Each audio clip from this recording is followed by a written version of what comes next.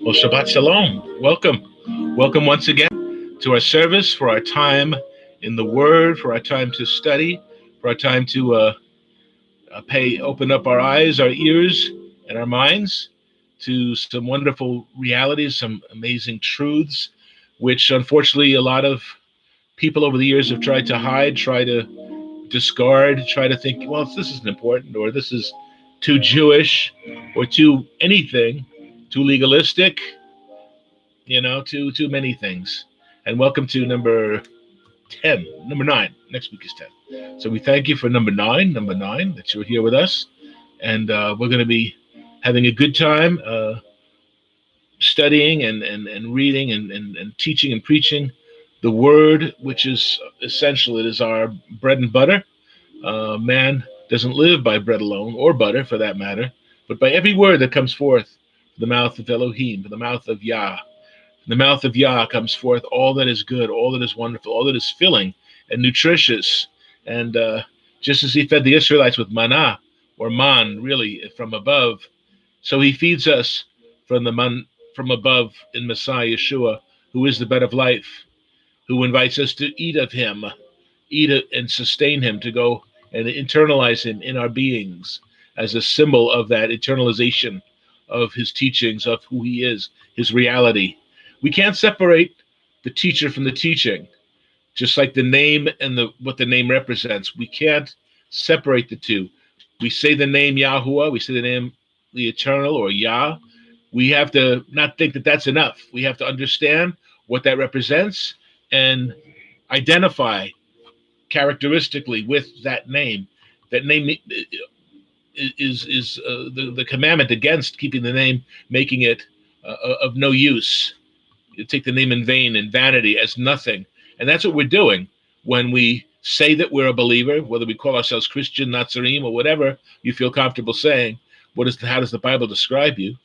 But we need to be and identify with the speaker of the words, that his words are within us. The terminology of the Brit Chadashah, the New Covenant, is that his Torah would be in our hearts. And out of the abundance of our heart, we speak. So we need to be speaking Torah. We need to be speaking his words on this day, especially on Shabbat, which is the day where we stop, we cease from our activities, we give him our full, undivided attention, and we listen, we pay attention. Even as Yeshua said in the Gospel of Luke, why do you call me Adon, Adon? Which means, when you repeat it, there's some significance. Why do you do that when you don't listen to what I say, when you don't do what I tell you to do? Why? Why do you have this false sense of lordship cast upon me when you don't treat me as one? So we need to treat him as Lord of Lords, King of Kings, hear the words that come from him. I got something special today, and Michael's got something special today. And I know Pat always prepared, and Gilbert.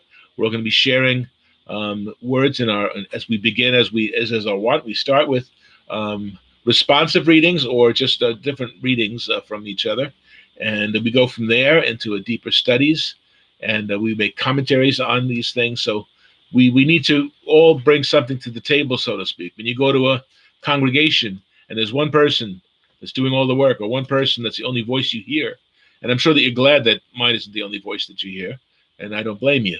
But you go to some places and it's either, for whatever reason, there's nobody really doing the work except for the guy behind the bema.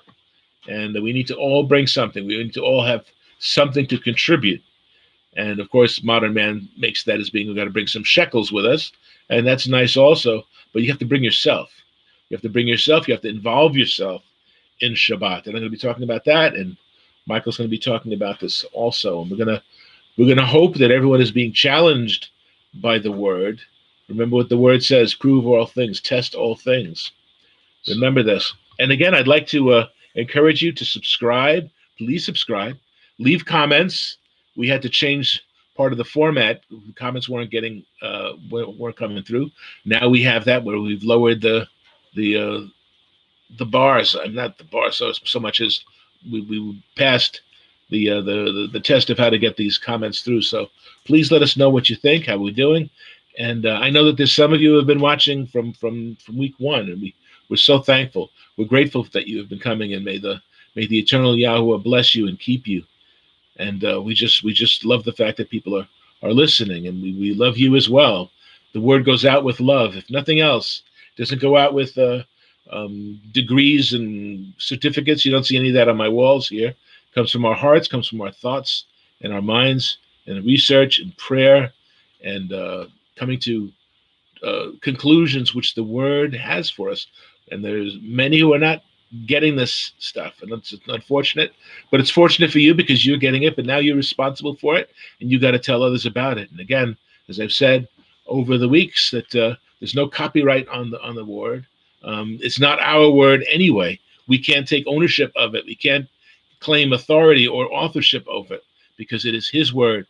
We are acting as conduits to spread that word from him to you. And again, we're thankful that you're with us today. And we're going to have our readings now. We start with our sister Pat. I just want to get out of the way a little bit and let her speak to you. Amen. Patricia, if you would be so kind. Shabbat Shalom. Shabbat Shalom. Today's scripture is from Psalms 92. It is good to give thanks to the Eternal and to sing praises to your name, O Most High, to declare your loving kindness in the morning and your faithfulness every night. Amen. On an instrument of 10 strings, on the lute and on the harp with harmonious sound. For you, Eternal, have made me glad through your work. I will triumph in the works of your hands. O Eternal, how great are your works. Your thoughts are very deep. A senseless man does not know, nor does a fool understand this. When the wicked spring up like grass, and when all the workers of iniquity flourish, it is that they may be destroyed forever. But you, Eternal, are on high forevermore. For behold your enemies, O Eternal, for behold your enemies shall perish. All the workers of iniquity shall be scattered. But my horn you have exalted like a wild ox. I have been anointed with fresh oil. My eye also has seen my desire on my enemies. My ears hear my desire on the wicked who rise up against me. The righteous shall flourish like a palm tree. He shall grow like a cedar in Lebanon. Those who are planted in the house of the Eternal shall flourish in the courts of our Elohim. They shall still bear fruit in old age. They shall be fresh and flourishing, to declare that the Eternal is upright. He is my rock, and there is no unrighteousness in him. Amen. Amen. Psalms 92 was used for the Sabbath day. It is one that reminds us of a holy attitude that should be kept by reminding us of the value of thanksgiving and faithfulness to Elohim. We need this day in order so that we can refocus our lives after a busy week of things that pull us away from Elohim, so that we can get back on the track of holy living. It is good to give thanks to the Eternal. How great are your works! Your enemies shall perish, and the righteous flourish in your courts. Amen. Amen. Amen. Amen.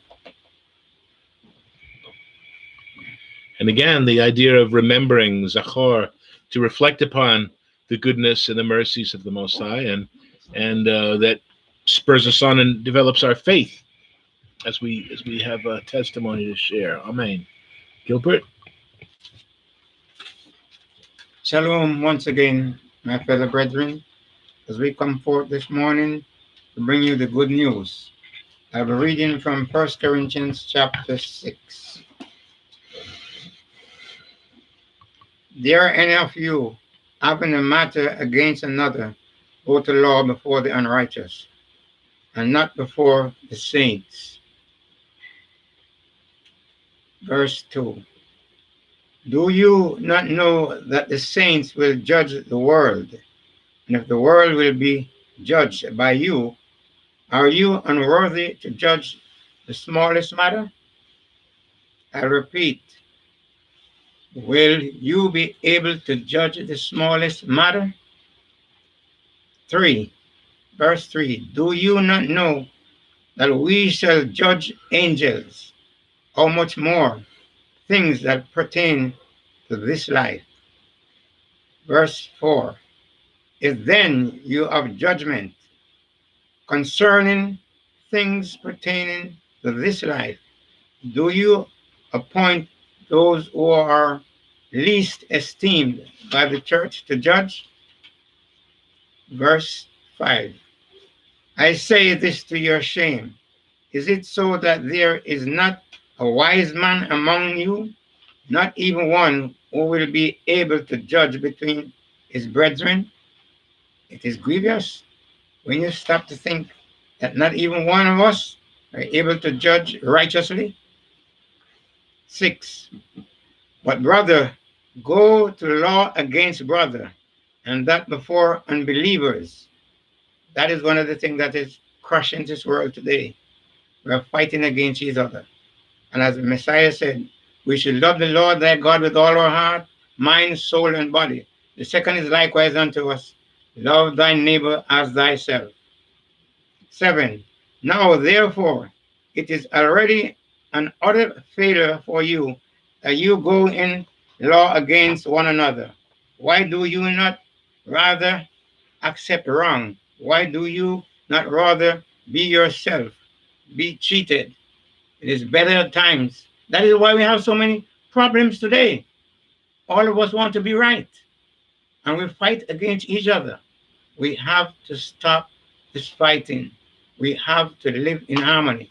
Right now, this world is in turmoil all over the world due to the fact that I want to be right, you are wrong. Verses 8. Now you yourself do wrong and cheat, and you do these things to your brethren. There's a lot of cheating going on, especially in the workplace. Your boss is cheating you from time to time. The government is cheating you, especially today. It's a shame. They tax more than tax, more than tax. And that's cheating. Verse 9. Do you not know that the unrighteous will also inherit the kingdom? Will not inherit the kingdom of Elohim? Do you not deceive neither fornications, nor idolaters, nor adulterers, nor for homosexuals, nor sodomites? Grievous. It is very grievous, the time that we're living in. Verse 10. No thieves, nor covetous, nor drunkard, nor revilers, nor extortioners will inherit the kingdom of Elohim. 11. And such were some of you, but you were washed, but you were sanctified, but you were justified in the name of the eternal Yeshua and by the Spirit of our Elohim. Mm-hmm. Messiah came and he died for us, and his blood was shed that we, as believers, will be with him when he returns. We will be here as part of the judgment day. 12. All things are lawful to me, but all things are not helpful. All things are lawful for me, but I will not be brought under the power of any. 13. Food for the stomach, and the stomach for food, but Elohim will destroy both it. 10. Now, the body is not for the sexual immorality, but for the eternal, and the eternal for the body. Our body is the temple of Elohim, and we should treat body accordingly.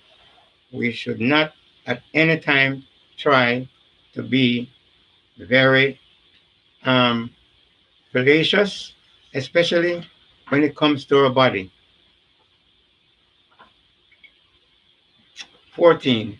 And Elohim both raise up eternal and will also raise us up by his power. Do you not know that your body are a member of Messiah? Shall I then take the members of Messiah and make them members of an harlot? Certainly not.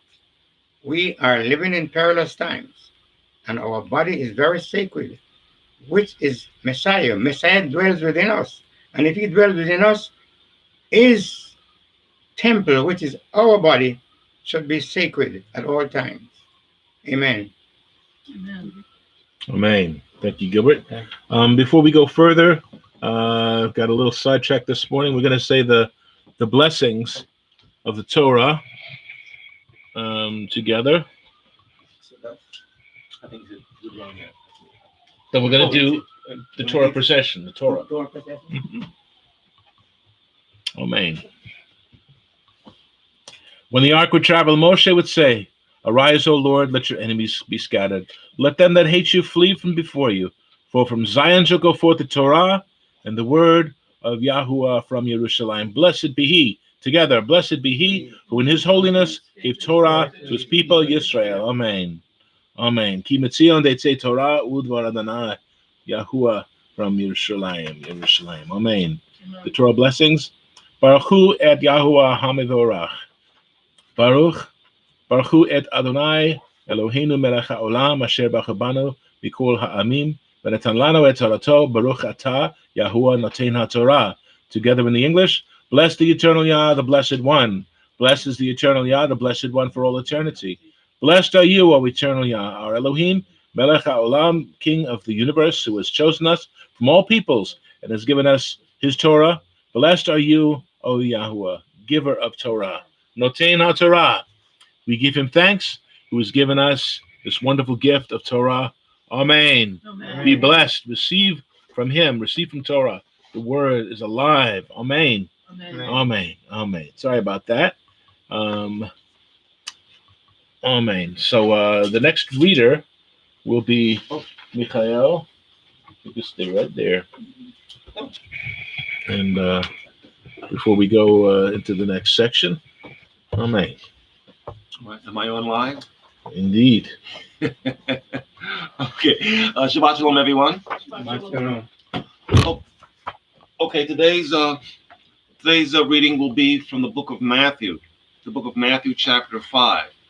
And I'm going to concentrate on verses 38 through 41. Matthew chapter 5, 38 through 41. First, let me preface this by saying that there are scriptures in that are utilized that have a specific psychological impact in our thinking, our reasoning. And one such an impact would be that in regards to anger management. Now, we know that anger management is a significant issue, especially in the world today. And right, so the Eternal has given us different psychological profiles, different psychological scriptures that speak to the issue in regards to anger management and how to overcome anger. Of course, no one is better than, of course, the Creator who created the mind to show us such. So with that said, let's take a look at Matthew chapter 5, verses 38 through 41. You have heard that it was said, an eye for an eye and a tooth for a tooth. But I tell you not to resist an evil person. But whoever slaps you on the right cheek, turn the other to him also. If anyone wants to sue you and take away your tunic, let him have your cloak also. And whoever compels you to go 1 mile, go with him 2. Now, question you might ask that, okay, number one, I'm being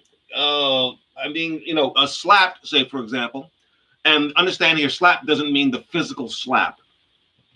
he then explains what slap means. Say, for example, he gives the two examples of the being forced to go the additional mile and being sued for your tunic, right? For your inner garment. It's a legal term utilized regarding being slapped. So he gives, two examples of being slapped. But you would ask, well, wait a minute, hold on a second here.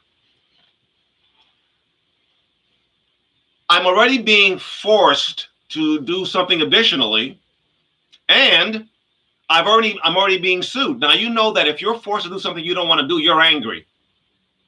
If you're sued, especially unfairly, and your item is being taken from you, you're angry. You're mad as hell. I mean, you want revenge. You're angry. Why on earth would the Creator tell us to do additional? Not just one. You're forced to go 1 mile. Roman soldier, come on, take my pack 1 mile. Well, you had other business to do and you're angry, right? And so you're being forced against your will. Why would the Creator tell you to go and do a 2nd mile? Why would he do that? You're being sued at the law for your item and you're angry. If it was just, you probably wouldn't be so angry because, I deserve that. I deserve to lose my thing. But no, it wasn't fair. No, it's wrong. So you're angry because your property is being taken to you. So why would the Creator say, not only give him your inner garment, but also give your outer garment, also give twice as much? Why would he say that? The reason is this. If something is done against you, or you're forced in a situation against your will, you're angry. But what happens when you voluntarily do something of your own will? You're no longer angry. No one goes and voluntarily does something and they're angry. Simply stay home and don't volunteer. Go about your business. But if you're volunteering something, you're in a sense, you have a degree of excitement and involvement, and you want to do something. You want to feel good in giving and serving. So what does the Creator tell us? When you come into situations when you're being forced against your will, wrongfully so, what you do, and you're angry. What happens? You're angry. How do you manage that anger? What you do is that you do above and beyond what is being forced, what's being forced on you. So therefore, if I'm being forced to go 1 mile against my will, I'm angry. So what I do is that, I voluntarily do a 2nd mile.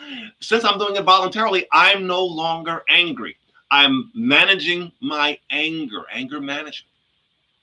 If I'm being forced in court of law to have wrongfully taken from me my particular item, what I do is that and I'm angry. Of course you're angry.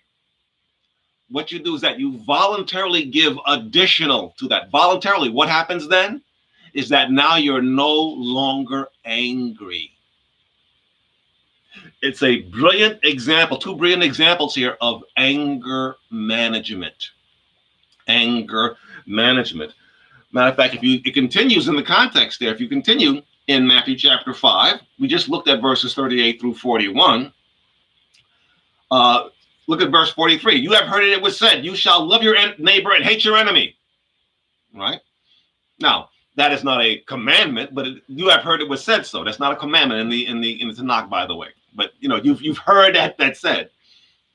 But I say to you, love your enemies, bless them who curse you, do good to them that hate you, and pray for those who despitefully use you and persecute you. Why? That you may be what the sons of your Father who is in heaven. And of course, that section terminates in regards to you shall be perfect as your heavenly Father is perfect. Again, what happens here is that if you have people that hate you, that despitefully use you and persecute you, when you do the contrary to them in regards to behavior, you bless those who curse you. You love your enemies.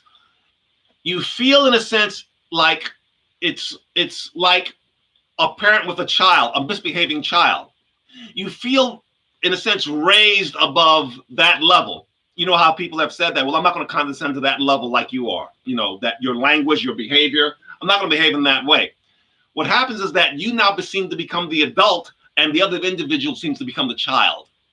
Like having a temper tantrum and being angry and wanting their own way.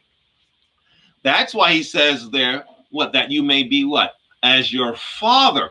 You're taking a parental role in the situation. And psychologically, that makes an impact on your mind. Because again, as we've said before, that when you act in that way, you develop a mindset of being, in a sense, parental, and when you're dealing with children who act in a improper and childish way. So it makes the psychological impact on your anger, because you have enemies against you that persecute you. You're angry. So what do? You say, look, I'm not going to condescend to that level and behave like a child, infantile. I'm going to act like an adult, like a parent, like a father, like our Father, as we just on the text here, deals with those individuals. That's how we anger. That's how we manage the anger in ourselves there in dealing with our enemies. Again, those who persecute.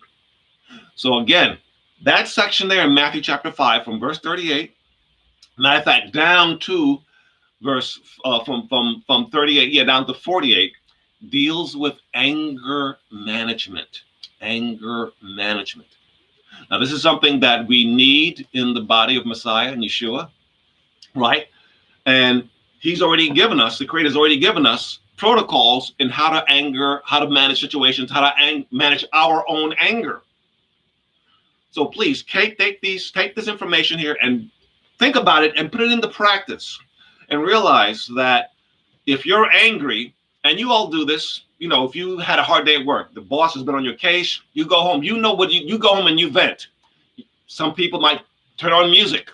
Some people might go take a shower, go for a walk, call your best friend, have your favorite dessert, go play with your kids, go play with your dog. You do something automatically, psychologically, right, to calm your anger down. We all do that. I got to do something, man, because I'm just angry. I'm hostile. I want to kill somebody because what happened. You already know subconsciously you do something not to cut that anger. We all do that subconsciously. Now we have here in print from the Creator the same thing. It's the same principle that we do in a sense subconsciously, naturally, to some degree. But in regards to enemies here,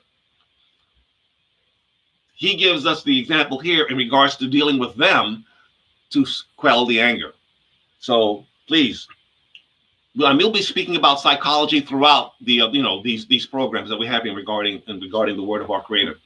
So again, anger management, again, in concordance, in association, of course, with behavioral science and behavior. It's all about behavior. All the scriptures, all the law, all the Torah, all the teaching, is all summed up in what? You shall love your neighbor as yourself. It's all about interpersonal relations. And of course, how we intrapersonally deal with our own anger and management. So this is an intrapersonal issue. How do we deal with our own anger so that we can successfully deal with interpersonal relations one another? So please take these things to heart. Again, behavioral science and anger management, utilizing the scriptures. Thank you. Amen. Amen. Amen. And for the world's perception, it works against what our natural inclination would be, to fight fire with fire. And Messiah gives us the proper ammunition. You want to be like me? You want to follow my example? This is the way to do it, kids. This is the way to do it, babies. This is the way to do it. Otherwise, you're going to be bitter all your life. Because guess what? Not everyone loves you. Not everyone gets how wonderful you are and how beautiful you are and how you lighten up a room when you enter it. Not everyone gets you. So we have to deal with that. We have to deal with rejection. We have to deal with abuse and exploitation. And that's just such a perfect portion there.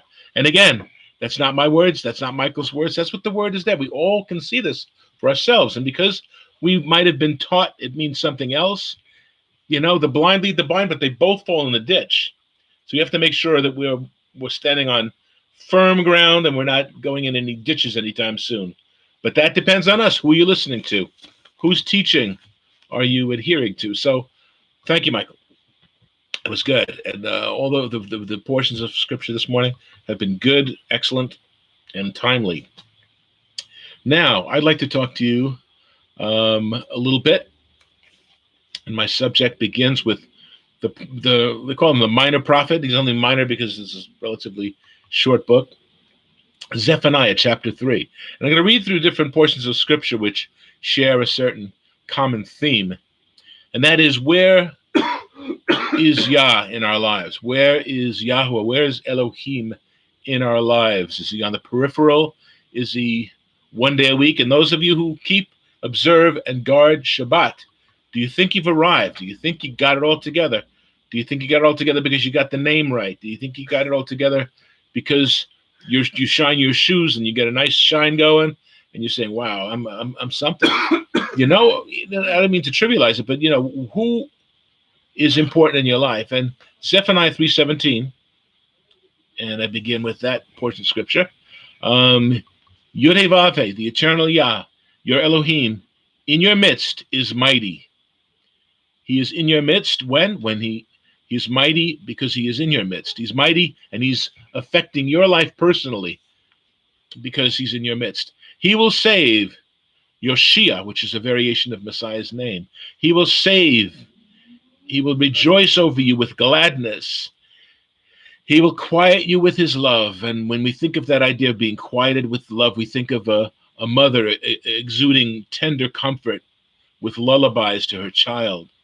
And he will rejoice over you with this singing that quiets us. And again, when we're angry, we need to cool down. Calm down. We need to calm down. We need to cool it. Do what you need to do. But don't do it the world way. The world says, we'll light up a joint, have a couple of beers, have a couple of shots. The world has a lot of different ways of cooling down, taking a step back.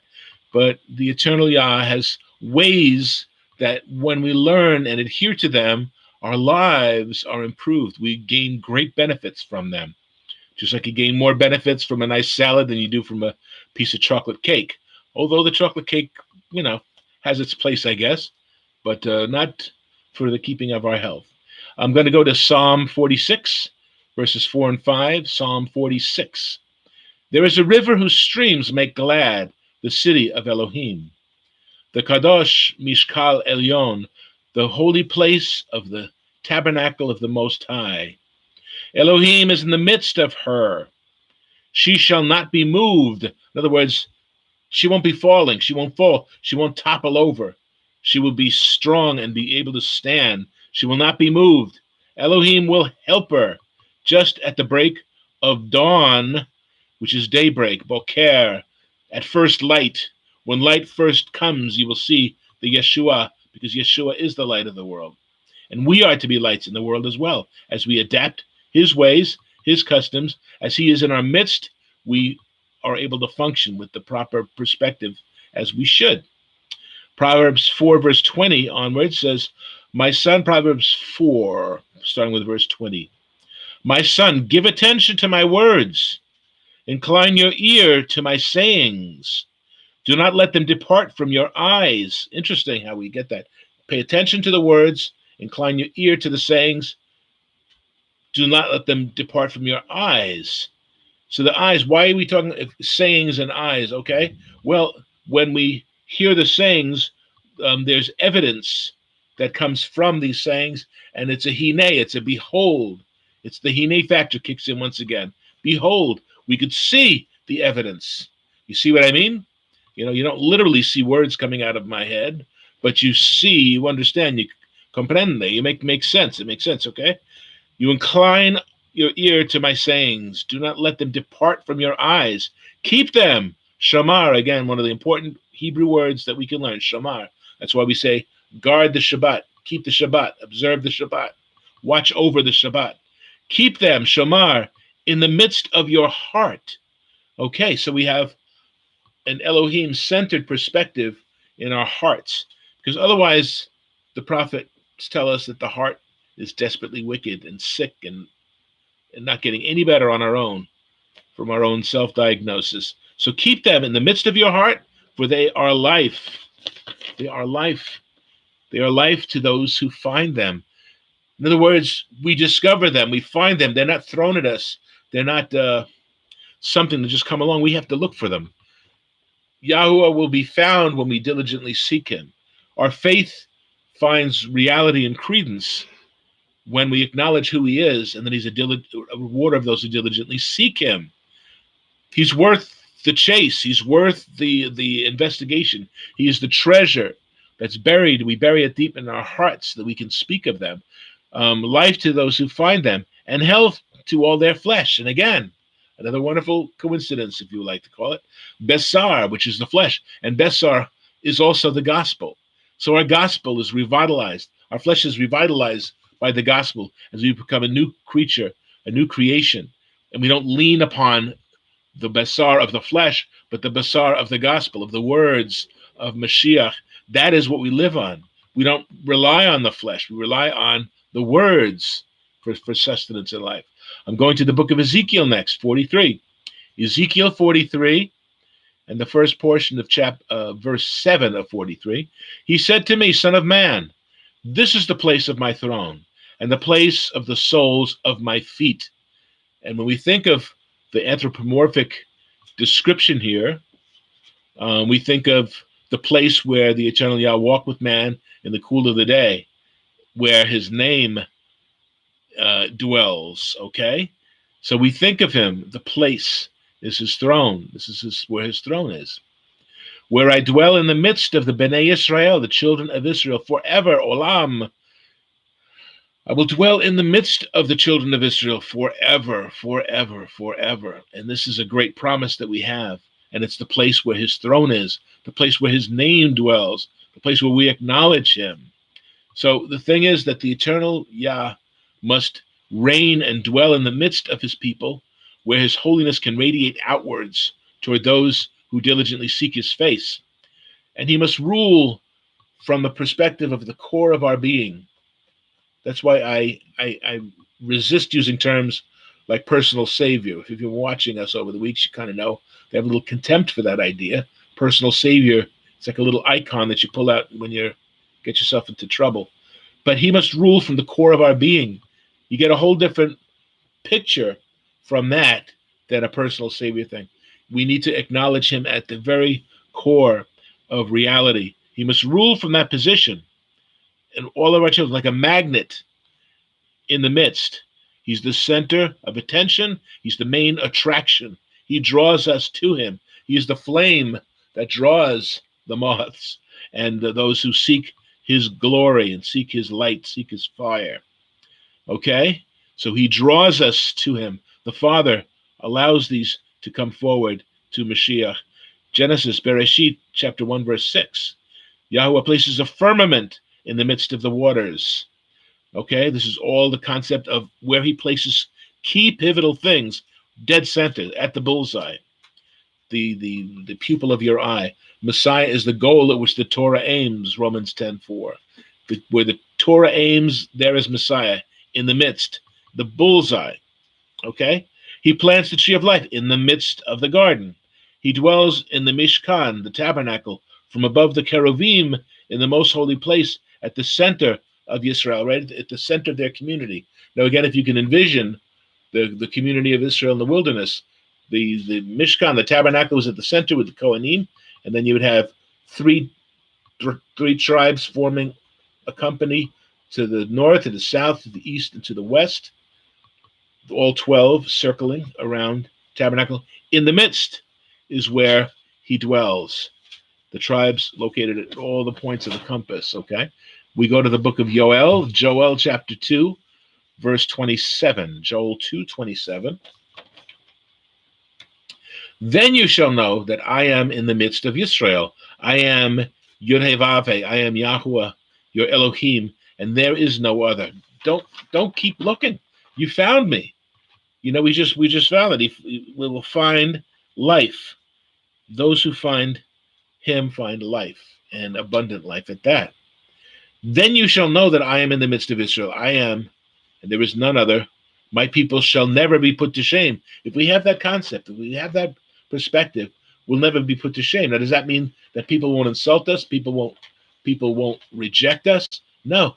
We need to not be put to shame by him, by the same one. Don't worry about the one who can destroy the flesh, but the one who can destroy the very soul of our existence. That's who we should be fearful of. Okay, shall never be put to shame when we have this perspective, the correct perspective. And we go to Revelation 1:13, and I'm going to also look at verse 18. In the midst of the seven menorahs. Now again, seven menorahs, how many lights is that? That's 7 times 7. And again, as you see behind me, you see the menorah. You have the center from whom the other 6 branches, 3 on each side, radiate from. They emanate from. They come from, because that is in the midst. That is the core of the menorah. I am in the midst of the 7 times 7, 49 lights, continuous action, moving forward, active and perfect. Just like the 7 Sabbaths that we count for Shavuot, for Pentecost, the day after the 7th Sabbath, that's when you assemble. And there's so many believers who are maintaining the rabbinic tradition of the Sabbath being the first day of unleavened bread, and that way that Shavuot could be any day of the week that they want it to be on. It's got to be the first day of the week. It's got to be that, the day after the 7th Sabbath. How much more clear does it need to be? Well, I'd rather be in error with the people of Elohim than that's very, very, very honorable of you. Again, the blind lead the blind, they both fall in the ditch. So there's not much honor once you're in that ditch, and it's a ditch of your own making, of your own foolishness. There's very little glory or praise coming your way. Okay, in the midst of the 7 menorahs, one like the Son of Man, clothed with a garment down to the feet and girded about the chest with a golden band. I am the first and I am the last, he says. I am he who lives and was dead, and behold, I am alive forevermore. Amen. And I have the keys of Hades and of the death. So in the midst of the menorahs, in the midst of that, Mashiach is. He's in the midst of all that is essential and holy. I'm going to chapter 7, verse 17. For the Lamb who is in the midst of the throne will shepherd them and lead them to Mayim Chaim, the living waters, and Elohim will wipe away every tear from their eyes. So we will be enjoying living waters and not producing waters of bitterness and tears and frustration and things that are the result of our frustrations. Because again, Michael's talking about the anger management. The frustrations can drive us to the ground, drive us into the ground. So we must become blameless and harmless. And we alluding to Philippians 2:15 and 16. We must become blameless and harmless, B'nai Elohim, children of the Most High, without fault, in the midst of a crooked and perverse generation. We refuse to allow ourselves to be influenced by the worldly perspective, because we refuse to give in and saying, well, that's what Christians are. I'm not perfect, but I am forgiven. It's another cliche that I love. I'd love to set it on fire. I'd love to see it burn. I'd love to, I'm not perfect, but I am forgiven. And which means that I'm forgiven to express my imperfection, to be forgiven, to express my imperfection, again, to be forgiven, to go on this stupid cycle. And it's anyway. This is what the word says. Again, what Messiah says when the adversary is trying to tempt him, using his word against him. Excuse me? What are you saying? What are you saying to me? What do you say? I'm the author of this stuff. This is plagiarism, buddy. I can sue you. I'll take you to court. But no, he just responded with a correct application of the word. And that is the way that we combat the ills of this world, with the word. It is written. Okay, so the children of Israel are without fault in the midst of a crooked and perverse generation. We don't behave like them. We don't keep up with the Joneses and how bad they can be, how adulterous they can be, how wealthy they can be based upon ungodly premises and premises. So among this perverse generation, we are to shine as lights in the world, holding fast the word of life. So the word of life has to be at our core and at our center. Because if we're not holding fast to the word, we will be with the rest of the corrupt and crooked and perverse generation. So without fault, we can be in the midst of these people and be unaffected. Like the 3 Hebrew children were in that fiery furnace. They were unaffected because they stood in the midst of it. And there was one greater than them who joined them in that great conflagration, in that oven, right? So, as long as we hold fast the word of life, we hold fast. What does that mean? That means desperately we hold on to, because we know that he is the source. Without me, you can do nothing, Messiah reminds us. So we better hold fast. We better not take a leisurely little grip. We have to make sure that we put some talcum powder on our hands like the gymnasts do before they go on the parallel bars, and make sure that your grip is good, buddy. Make sure of that. Okay, now I'm going to take a step back for a second and show you something really interesting. And this is not from my research, so I'm not claiming authorship of that. So don't say, hey, I heard somebody else say that this guy is corrupt. He's stealing things. Well, we don't steal the word. We share the word. Hopefully, okay, we share the word. And I don't always, but I sometimes check with people. I say, what is rule number 1 of thermodynamics? And the answer is that energy and matter can neither be created nor destroyed. That's the science of thermodynamics. It always shifts into something else, but you can never destroy it, nor can you create new matter or new energy. You can find it. You can find more oil. You can find more shale and coal and nuclear. That you can find something that's already there, but you cannot create it, as Elohim does in First Genesis 1:1. Bereshit bara Elohim et hashamayim ve'et haaretz. So we look at that first verse in Genesis, and we see great science established there. He creates out of nothing, bara, out of nothing. He doesn't make a desk out of wood. He makes it out of nothing, the earth and the heavens. And people forget when they think of the new heavens and the new earth. The heavens is the universe. There's going to be a brand new universe, a brand new earth, but yes, a brand new universe, the heavens, Hashemayim. So again, we look at Bereshit, in the beginning, bara, created, Elohim, the divine creator, et hashamayim, the heavens, ve'et haaretz, of the earth. So we see Bereshit, which is time, in the beginning. We see bara, we see energy. Elohim is right at the center of this verse, appropriately. He's in the midst of this verse. Shamayim, which is the heavens, which is space, and ve'et haaretz, which is the earth, which is land, which is matter. So we see matter, energy, time, and space, all in this very first verse. So a very scientific approach. People say, well, you can't rely on the Bible for science. You one have the other. But I tell you that provable science is rooted in the Word. In fact, the earlier scientists like Newton and them, they believed in Elohim. They believed in the Bible. Okay, so as I said, he is at the center, the core of existence. Torah, his instruction, his words are life evidenced throughout creation.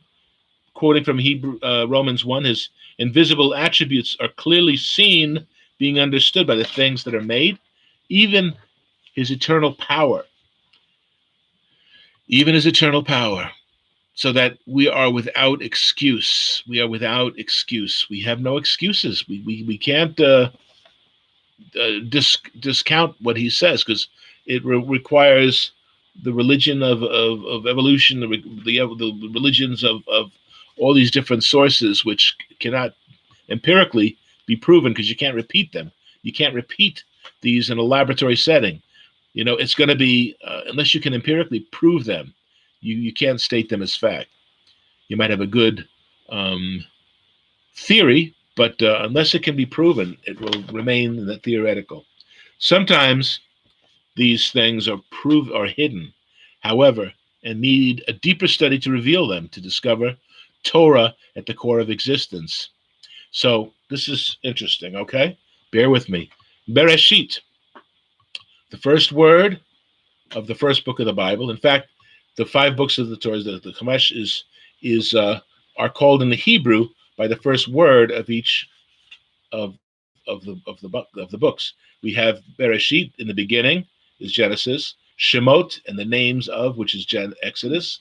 Leviticus is Vayikra, which is the Lord calling to Moshe and the Leviim, the Levites. Bamidbar, in the wilderness, is the book of the Numbers, and Devarim, and the words, is the book of Deuteronomy. So the first word in the Torah, first word in Bereshit, is Bereshit. And if you take the last letter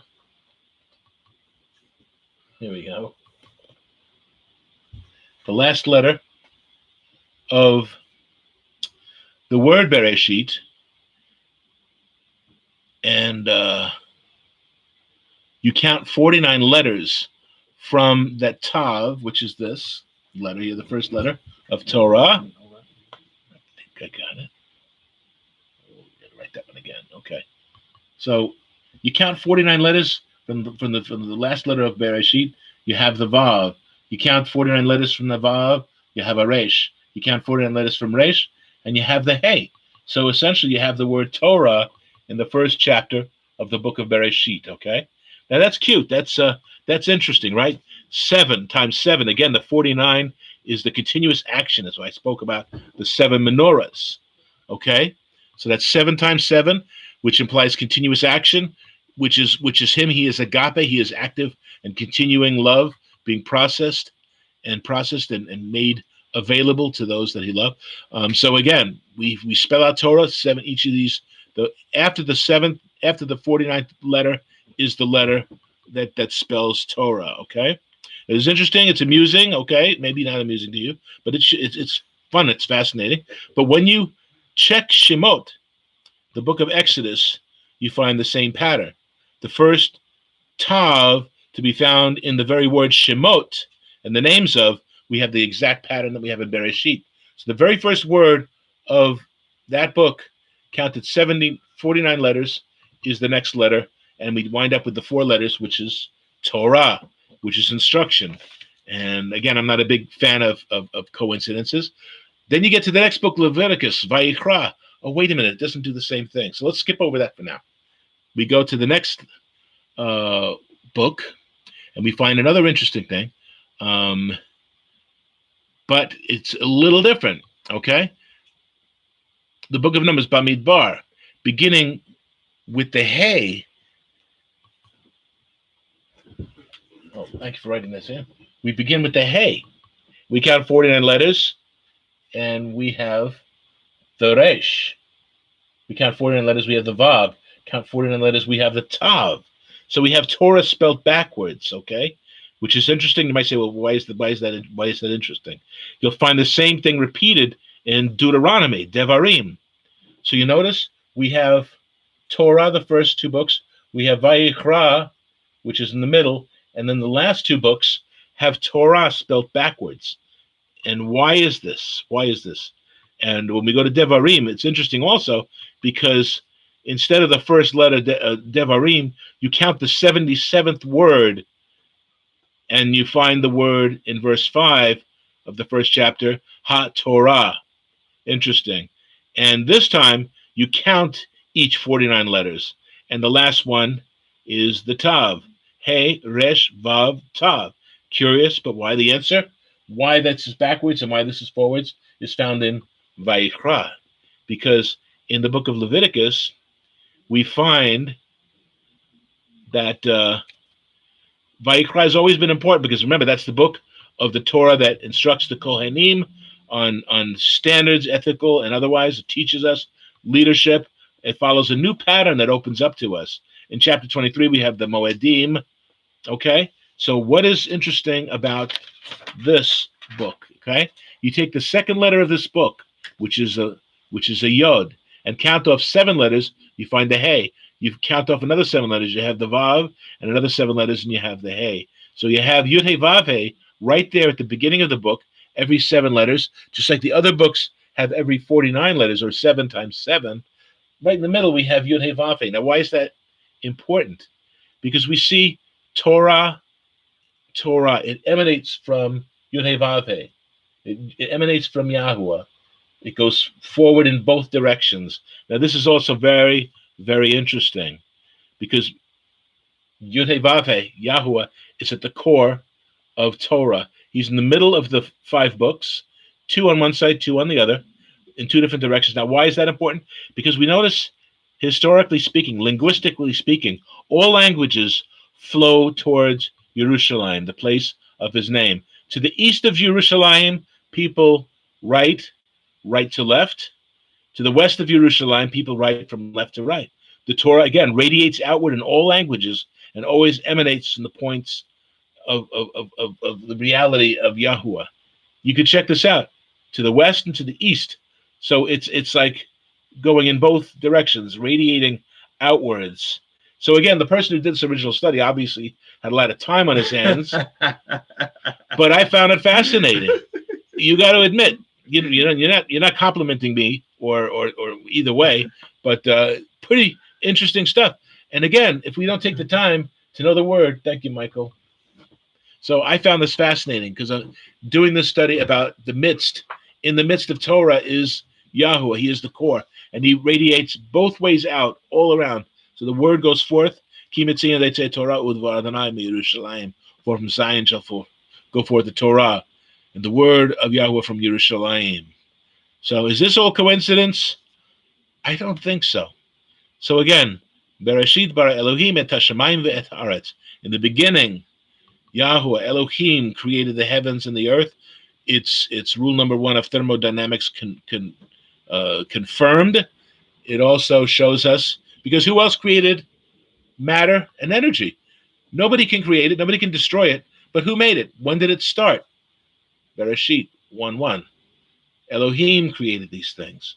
The center of Yerushalayim is Habeit, Beit, the Mikdash, the temple, the Bayit, the house. The temple was not an attempt to contain or to limit Yah's reality or essence, but to honor him and place him at the position of the center of everyday life. That is Habeit. It is not a temple in the sense we think of temple. We think of the opulence of the temples, but the word is house. It was home. That's where Elohim was and is. And now we are living temples. He lives and dwells in us singly, in the single, and in the plural. Shaul talks about that in the Corinthian letters. Singularly, we are the temple, and collectively, we are the temple. We go to 2 Chronicles 2, and we listen to Shlomo, Melech Israel, King Solomon. Chronicles 2, verse 6, and these are the words of Solomon. He says, "But who is able to build him a bayit? Who is able to build him a house? Since heaven and the heaven of heavens cannot contain him." So again, the temple was never intended to build him, like to capture him and keep him locked up so that he would be king, whatever. It was just given in honor.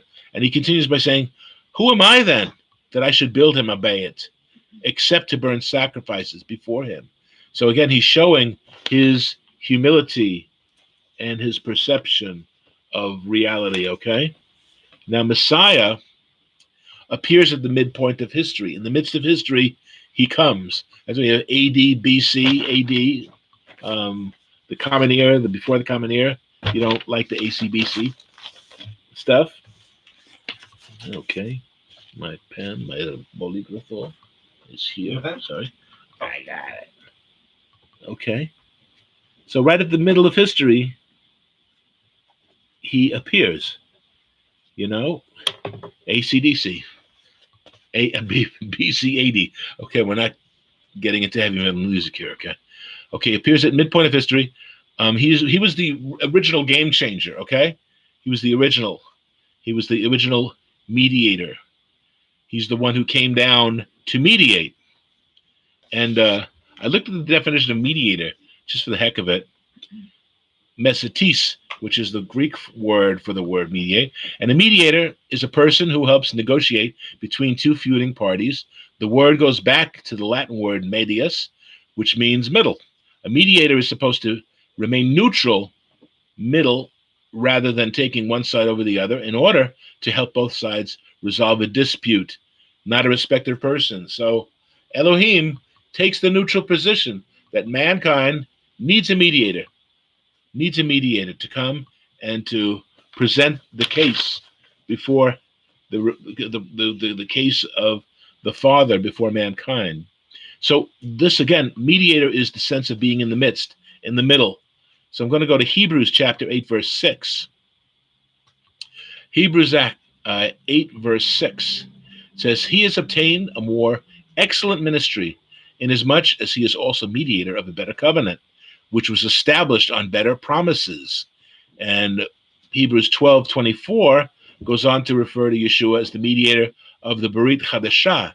And Brit Chadashah, the new covenant, but Chadash gives you a sense of freshness. Freshness. He ushers in a time of refreshing that isn't dated, but only gets newer every day. That's the wonderful thing about the Brit Chadashah. It is newer today than it was 2,000 years ago. The Brit Chadashah has a sense of freshness. You know, just like the temple is home, the freshness of the new covenant is here before us today, without the pomp and circumstances, but with the reality constantly being reinforced by his word and by those who bear the word. We need to be word bearers. We need to bear the word in truth and live it and be examples of the word. Okay, I'm going to go to 1 Timothy 2, starting with verse 3, where it says, Elohim, our Savior, who desires all mankind to be saved and to come to the knowledge of Ha'emet, of the truth, okay, which is his name and the impact of his name, okay, to come to the knowledge of the truth. For there is one Elohim and one mediator between Elohim and mankind, the man Messiah Yeshua, who gave himself a ransom for all to be testified in due time. And that's the next subject I'm going to get into. I'm going to get into the concept of time. Okay, Yeshua gave himself as a ransom for all to be testified in due time. So between Elohim and mankind, there is one who creates the bridge where we may gain access to all that is Yahuwah. So this is much more than just some kind of religious kick. It is reality, and it is stunningly amazing and important. So the thing with Yeshua, we think roughly 2,000 years ago, right? But he's not subject to neither time nor space. The heavens cannot contain him. He has created all things, and nothing can have mastery or rulership over him. He's the sovereign of sovereigns. Whereas for now, we are limited by both time and space. We are. And our physical bodies, which is natural matter, not the spirit within us, because the spirit within us is greater, okay? But our physical bodies, and I speak as one who knows, our physical bodies is currently weak, and our energy, without the dynamos of the Ruach HaKodesh, is sadly lacking. But it is time and circumstance which poses the greatest threat to our mortal being. So we're trapped in the midst of time. We're limited by it. We're running out of it. We race against it. We can't overcome it. We cannot overcome it, despite all the plastic surgeries and all the stuff with these Hollywood starlets. And it's like really shameless what these wonderful ladies have subjected themselves to. But time is of the essence, right? Time. There's no way to beat it. There's no way to turn it back, seemingly. Each yom, every day, each day has and contains enough adequate evil and trouble and stress levels or what have you. Adequate evil for each day contains adequate levels of that for the time being and to reverse its effect. And then there's the Shannah, the year. And I want to talk about that for a bit because that is an interesting word, Shannah. Okay, it is the year. It's related to the number 2, numero dos. The second, the duplicate, the repeating. In the course of nature in the natural world, as opposed to the spiritual, each year is directed to repeat that which has already been. You know, we're unable to reverse time's effects upon us, right? It continues, it comes around, it comes around. Each week has been going so fast. I'm telling you, it feels like we're talking to you. But it was a whole week has passed since then. Okay? To repeat that which has already been. That's the course of nature. The natural world repeats itself. It's like if you got a good friend and they only got like 3 stories to tell and you've heard each one like 15 times, there comes a time when you say, heard this one. Okay, I got you. I know exactly what you're going to talk about. Okay? Much like the way the Yahweh set in motion the pattern of creation, the 4th day, he established the lights in the firmament of the heavens. In the midst of the heavens, he created the firmament to be for the continuous cycle of signs and seasons, the Moedim, the annual appointed times, the 7 Shabbatot that we see in Leviticus chapter 23. And for days and for years, they continue to unfold. They continue, they continue, they continue. Time marches on, people. We got to make sure that we are doing the best with the time that we have, because it is limited. It is very limited. The four seasons, four being a universal constant, tell the continuing tale of birth, the blossoming of rebirth, as well as the withering and dying of nature, only to prepare for the season of life once again. It continues. It continues. Great men have come and gone. Great women have come and gone. Great seasons on this planet have come and gone. We have a lot of, we tend to have nostalgia. We remember good times, but they're gone. You can't bring them back. We have good memories. We have good thoughts. And we hold on to those memories because they're good. They're good to hold on to them. Those of us among our audience, if you've lost a loved one, the way to keep them in your life, to continue the legacy of their impact in your life, is to think about them, to honor them by doing our best. Like Gidon Nelson, we remember him with great fondness, him and his wife, Shira, who passed before.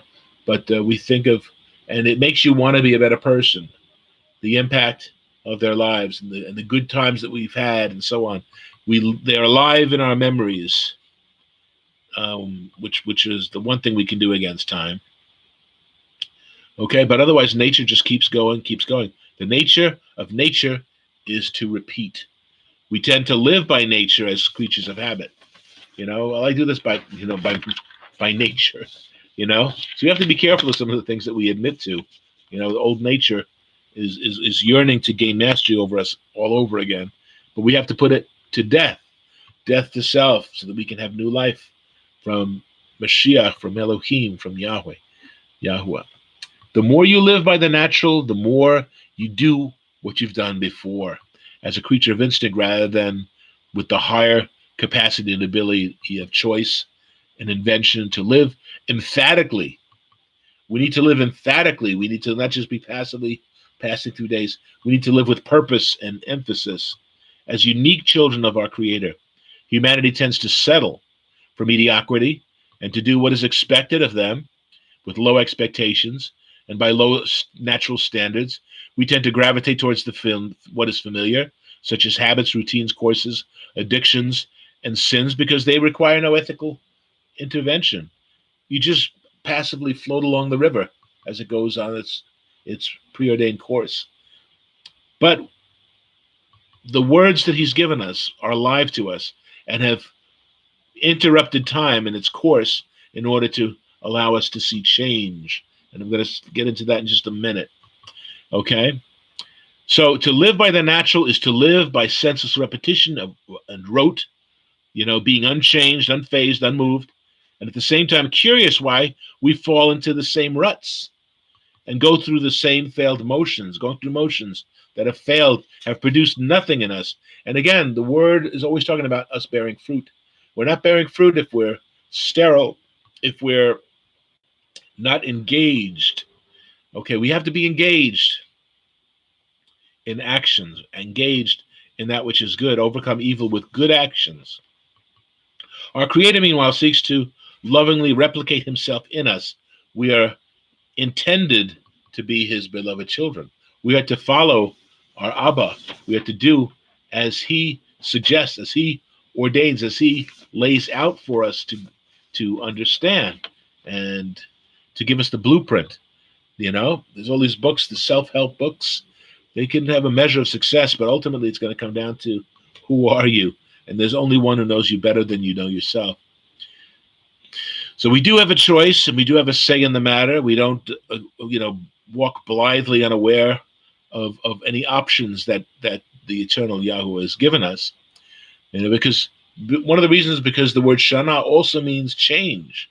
It means set in motion. It means two, and it means the repetition or the doubling. But it also implies change.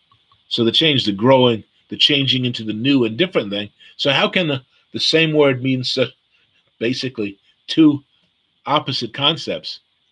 Okay, the same and the new. A repetition, and also the promise of the alterating power of change.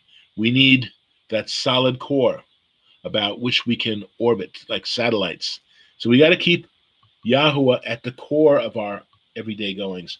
A lot of people like to put him, well, he's at the top of my pyramid. He's at the top.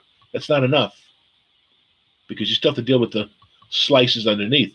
But if you look at him as something that we orbit, someone that we orbit, like a child's mobile, the child lays down and the mobile plays beautiful music and surrounds him, but he's at the core of that action. Okay, so that's the core in the midst. We're seeing all this terminology throughout these verses here.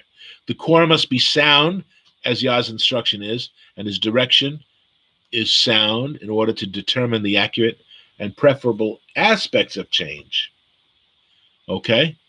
For better and not for worse. Change, you can change, and it's not necessarily a good thing.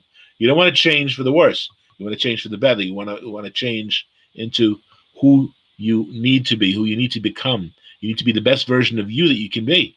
So we need to seek improvement and to reject the downward pull of more of the same, to gain strength to overcome weakness.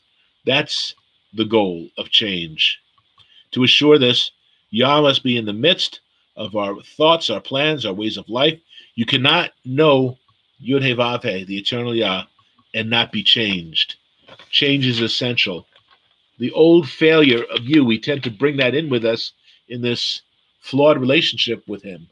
Well, I'm just a sinner. I'm just a failure, and I need you to do this and do that. And I don't know how many of you fathers and mothers out there want your children to be solely dependent on everything that you do.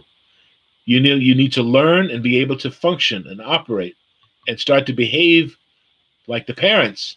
And if they're setting a good precedent, they have no concern of you messing up if you're taking into account the proper things that they've taught you to do. So, not that we should be self-reliant. I'm not saying that completely, but I am saying that he wants us to mature. He doesn't want us to be functioning on the milk. He wants us to get into the substance of food, which requires preparation and so on and so forth. Okay, he wants us to grow. He wants us to grow. We can choose to live either according to the natural, and that being unchanged, unaffected, and in mindless pursuits, or we can live according to the ways of Yahuwah, which are new and refreshed, a life that is challenging and rewarding, and that, when it comes down to it, it's changed. We are to become a new creation. The more you know him, or the greater that you think that you know him, and anyone who claims to be a believer is going to claim that they know him. Well, how much change has taken place?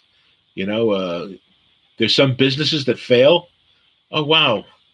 I had a really bad experience in this restaurant, and I'm not surprised it's closed. But what happens sometimes?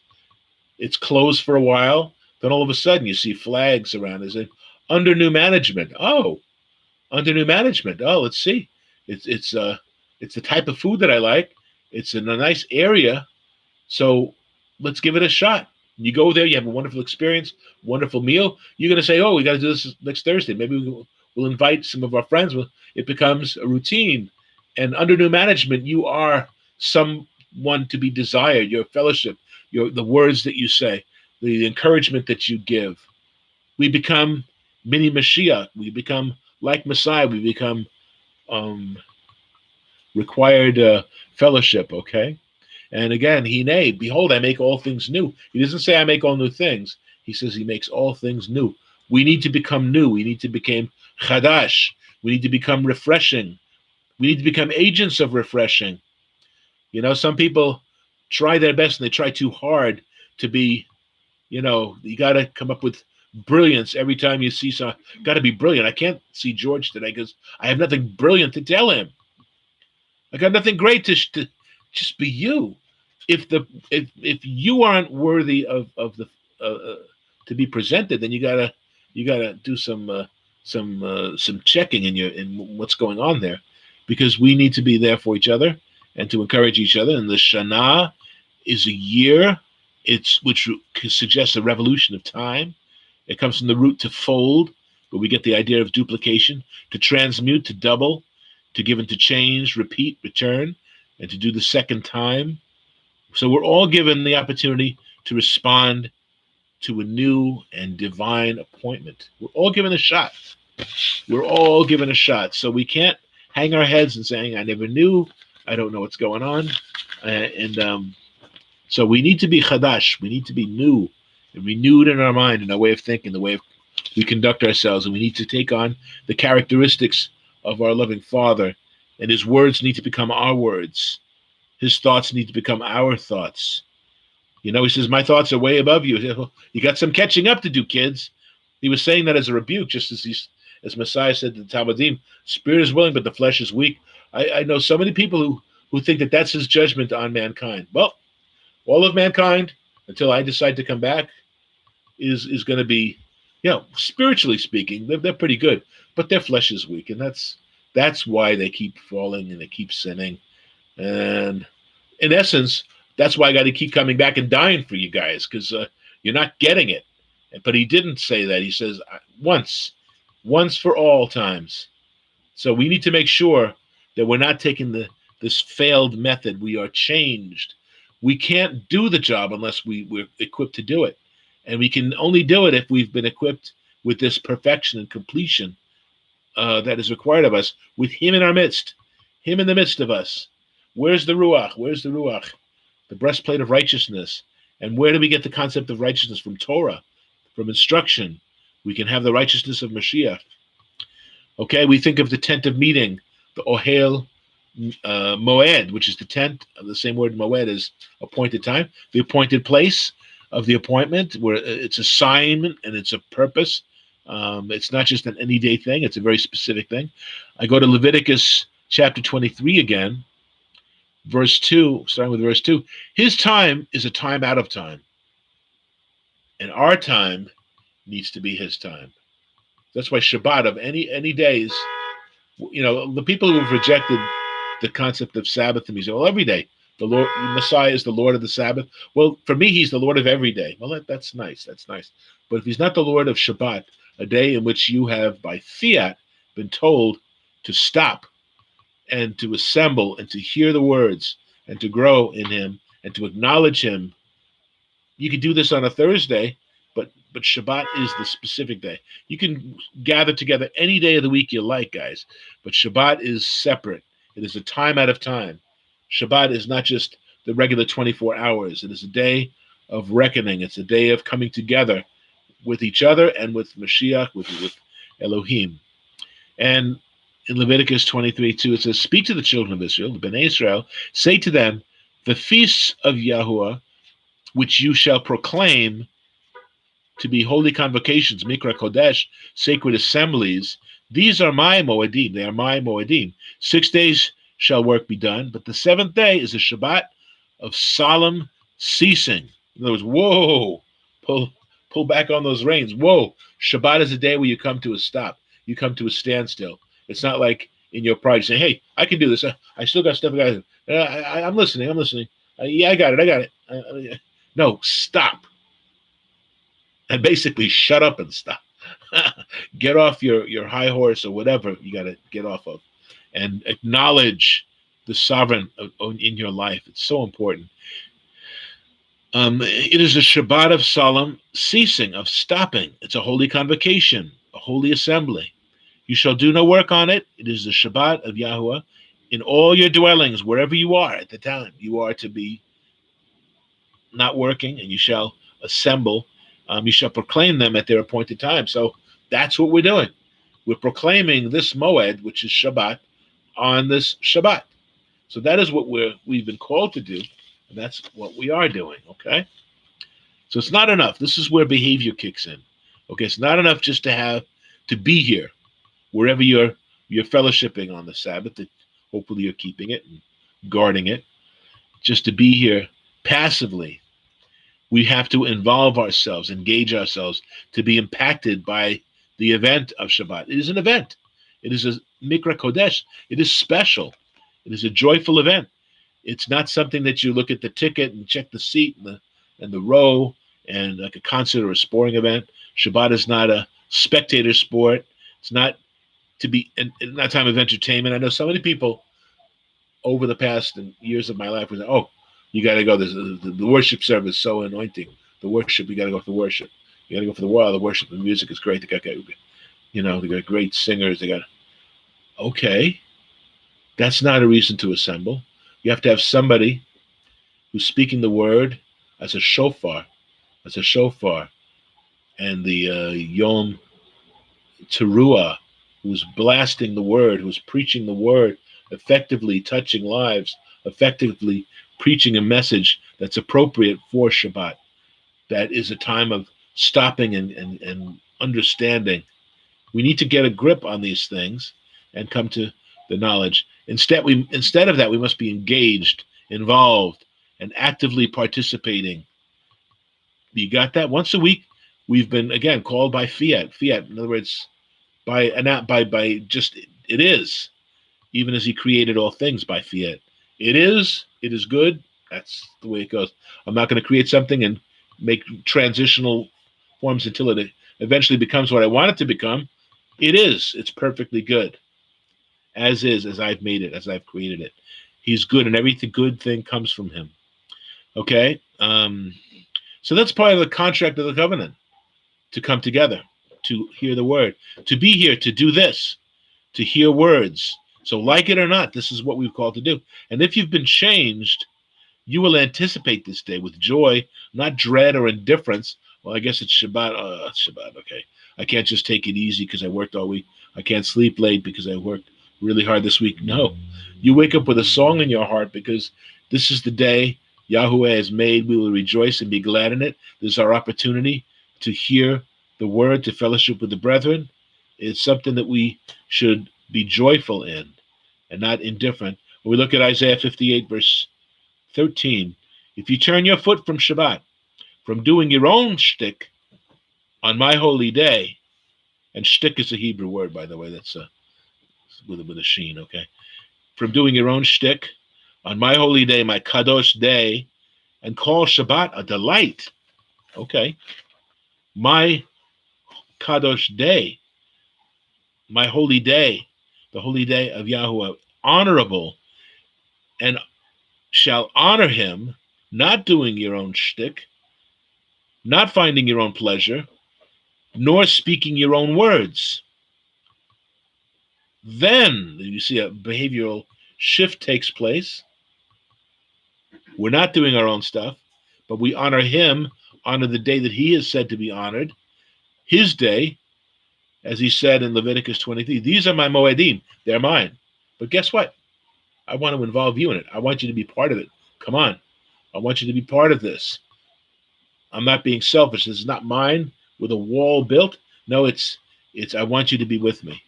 As my child, I want you to be with me. So then, with that shift in our behavior, then you shall delight yourself in Yahuwah, and you shall call Shabbat a delight. You call him a delight as we keep it and we guard it and involve ourselves in it. And I will cause you to ride on the high hills of the earth, okay, and feed you with the heritage of Yaakov. And of course, that's whether native born or part of the Commonwealth. You are of Yaakov, whether you like it or not. You are of Yaakov. If you love Yahweh with all your heart, soul, mind, and strength, and your neighbor as yourself, you are of Yaakov, of the people of the book. The mouth of Yahweh has spoken. In other words, the matter is settled.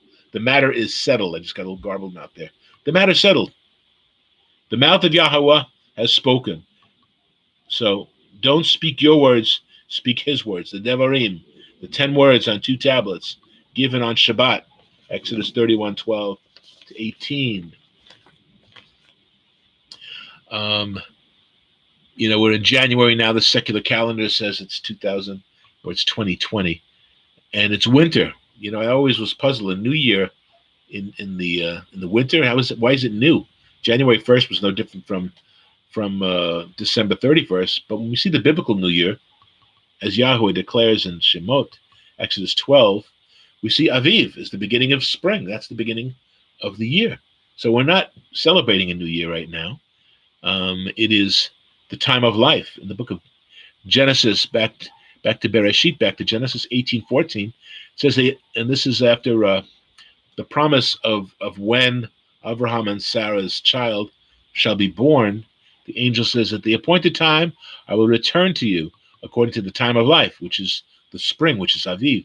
So Yitzhak would be born in the spring, and Sarah will have a son. The appointed times are his times, and he will share them with us. We've been invited to participate in these times, which are times out of times, right? So we are not to remain unchanged. We are to be changed. Otherwise, all this is for nothing. All this stuff is for nothing. And again, as I get ready to close, Bereshit 1:1 is empirical science at its best. Bereshit, in the beginning of our times, he must operate from the midst, from the center of our core, and he needs to be involved in all that we involve ourselves in. He's involved in every aspect. It's not something that, which is, I think, one of the initial disappointments, which a lot of people who enter this in a carnal way, they think, okay, we got one day settled. You know, I got my religious stuff going on, and I still got my other stuff going on too. You have to be changed. You have to walk in the newness of life. You are responsible for keeping your side of the brit, of the covenant, of the commandments. Okay?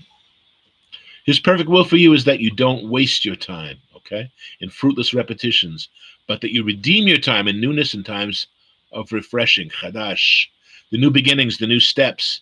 Break with the old and useless patterns and ways that continue to fail. Break them, get rid of them. Choose not to live outside of the framework of his perfect will. Be engaged, be involved, not isolated where you lean on your own flawed understanding. I saw this program which talked about this interesting concept of interaction. There's this laboratory experiment in which a rat is placed in a cage, and he has two water bottles. One is pure water, one is laced with opiates. Okay? So it's just this rat living in this cage with two bottles. And, you know, he gets to test both. Eventually, he forgets about the water bottle, pure water bottle, and he just drinks the water from the opiates, until it kills him. Okay? So the next test was putting a rat in a cage. You have the water laced with the opiates and the pure water. But this time, you give him toys. You give him a little wheel to run in. You give him other rats to interact with.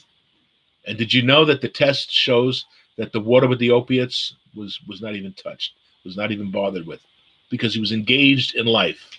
He was enjoying his little rat life with his little rat buddies, you know, running in his little rat wheel. He had something to do. He engaged. Rat race. That's right. He had his own little rat race in the wheel.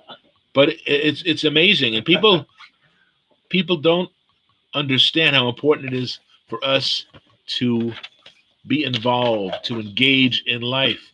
Life is something that we participate in. Otherwise, life passes us by. Time is running out. He must be in the midst of our plannings, of our hopes, of our dreams, of our aspirations. He needs to be right at the center of these things. Otherwise, time is running out. Time is going. But we make these great discoveries in him. And again, as Zephaniah, I began by saying that he is in the midst of those who love him, and he is mighty. So he who is mighty must be acknowledged as such. So we who orbit his presence reflect his light as lesser luminaries, okay? The same light defines us both. It's not his light and our light. It's the same light. It's a parallel. It defines us both.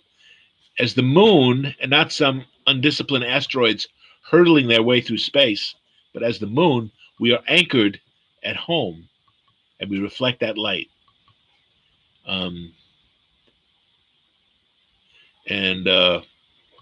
This home, we are situated. Just trying to get myself through here. We're situated lovingly in his midst in order to fulfill our purpose in illuminated joy. So we have a purpose. He has a plan for each one of us. It's not always identical. And that's an interesting thing, isn't it? That our lives are not identical to each other, but because Elohim is Elohim, we can be identical with him. So that's one of the great things in life to discover.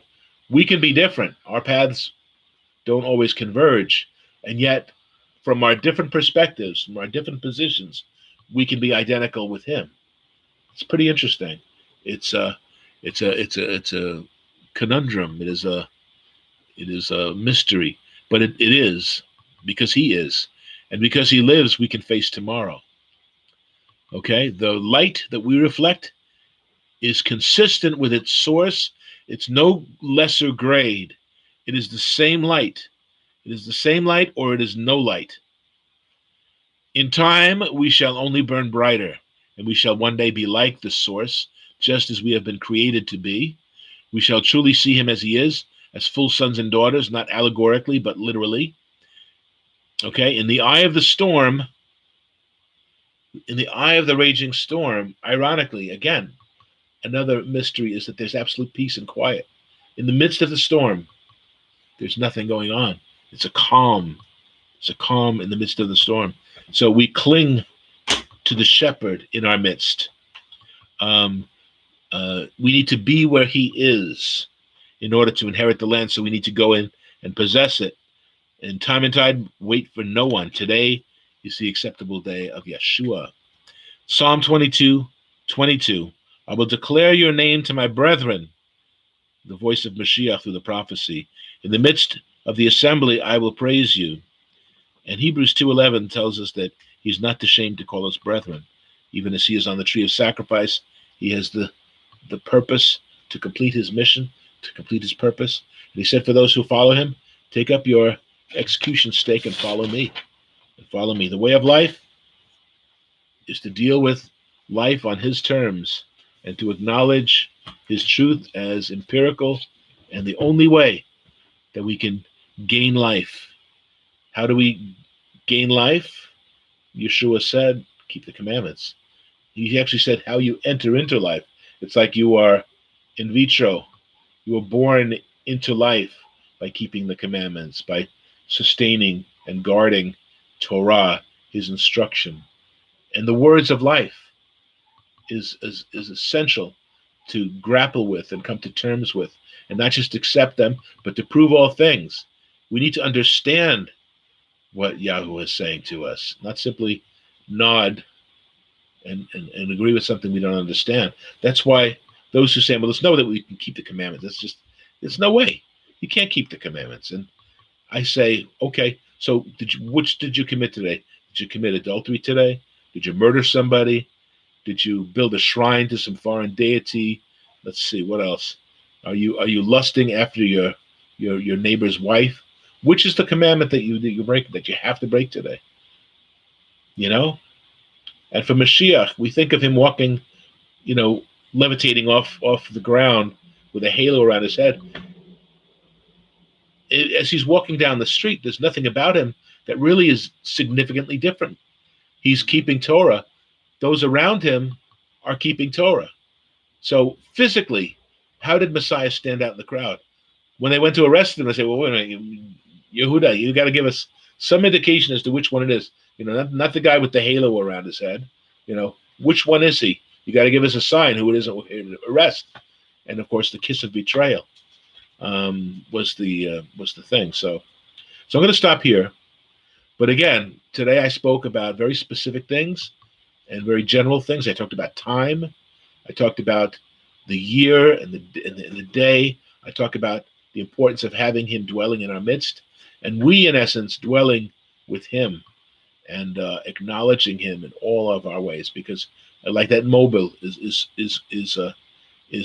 an orbit around him, and we are reflecting the light as the moon, as a heavenly body growing into a star. So we give him thanks this day, and I'm going to stop here. And I'd like to first give you some information. If you want to get in contact with us, we are, you can see over my shoulder there, we are Beth Tefilah Messianic Congregation, Inc., period. And that's Post Office Box 170-384. And that's in Ozone Park, New York. So let's see, 11417. And I just want to say a brief prayer for those who are listening, who that the words that we're sharing are having some impact, because they're not our words. Got to keep telling you, there's not, you want to use them, you want to build on them. That's why when I formulate my teachings, it's with the idea that you're going to listen to them, make some notes, make some additions, and share them with somebody else. Because that's the way the word grows. That's the way we as a community grow, as a body. One body. If you're not part of the body, you're not part of anybody, and you are nobody. But the Eternal does not want you to be nobody. He wants you to be somebody. And you can only be somebody when you're making that connection. Hello. Okay. So, Abba, we thank you for those who are listening, those who have been with us from week in and week out. We thank you for your goodness, for your mercies. I just pray for protection. I pray for goodness. I pray for change. I pray for growth. I pray that we spend this time out of time and come to acknowledge your ways, Abba. And we pray that the seed has been planted and that it will be watered and it will grow, and we will continue to move forward in the continuous action, even as your Shabbat is a continuous action. So again, we give you thanks and praise for all things. B'Shem Yeshua. Amen. Amen. Amen.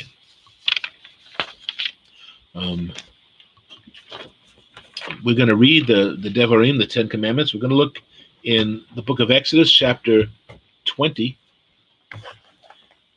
And I got a New King James here. Melech Jimmy.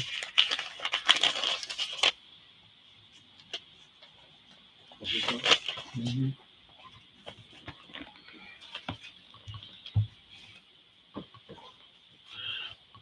Exodus chapter 20. And Elohim spoke all these words, saying, I am the eternal Yahuwah, who Elohim brought you out of the land of Egypt, out of the house of bondage. You shall have no other Elohim before me. You shall not make for yourselves a carved image, any likeness of anything that's in the heavens above, or that is in the earth beneath, or that is in the waters under the earth. You shall not bow down to them nor serve them. For I, the eternal Yah, your Elohim, am a jealous Elohim, visiting the iniquity of the fathers and upon the children of the third, fourth generation of those who hate me, but showing mercy to the thousands of those who love me and keep my commandments. You shall not take the name of Yahuwah your Elohim in vain, for the eternal Yah will not hold him guiltless who takes his name in vain. Remember the Sabbath day to keep it kadosh. 6 days you shall labor and do all your work, but the seventh day is the Shabbat to Yahuwah your Elohim.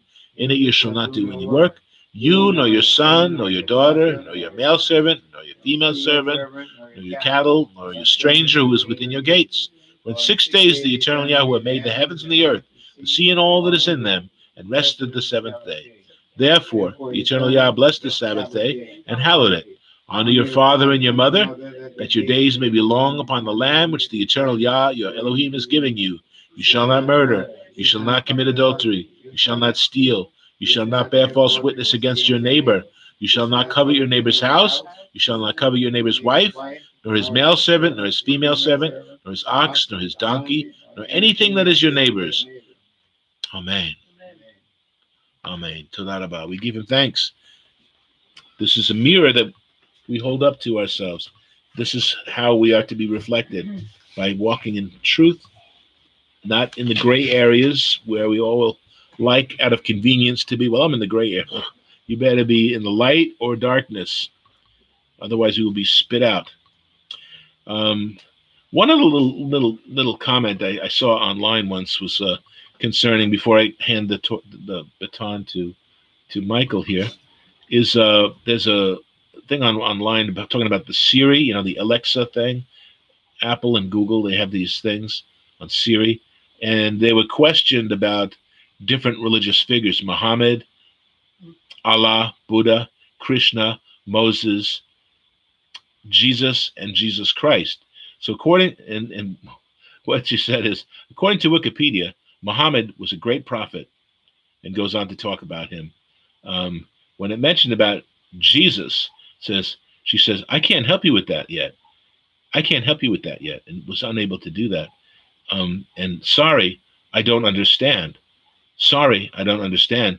And Jesus Christ was saying, Jesus Christ is a fictional character. So this is the power of the computer. They don't recognize Messiah, but they know who Ted Bundy is. They know who Krishna was, and Moses they understood, and they even knew that Simon Peter was a disciple of Jesus Christ.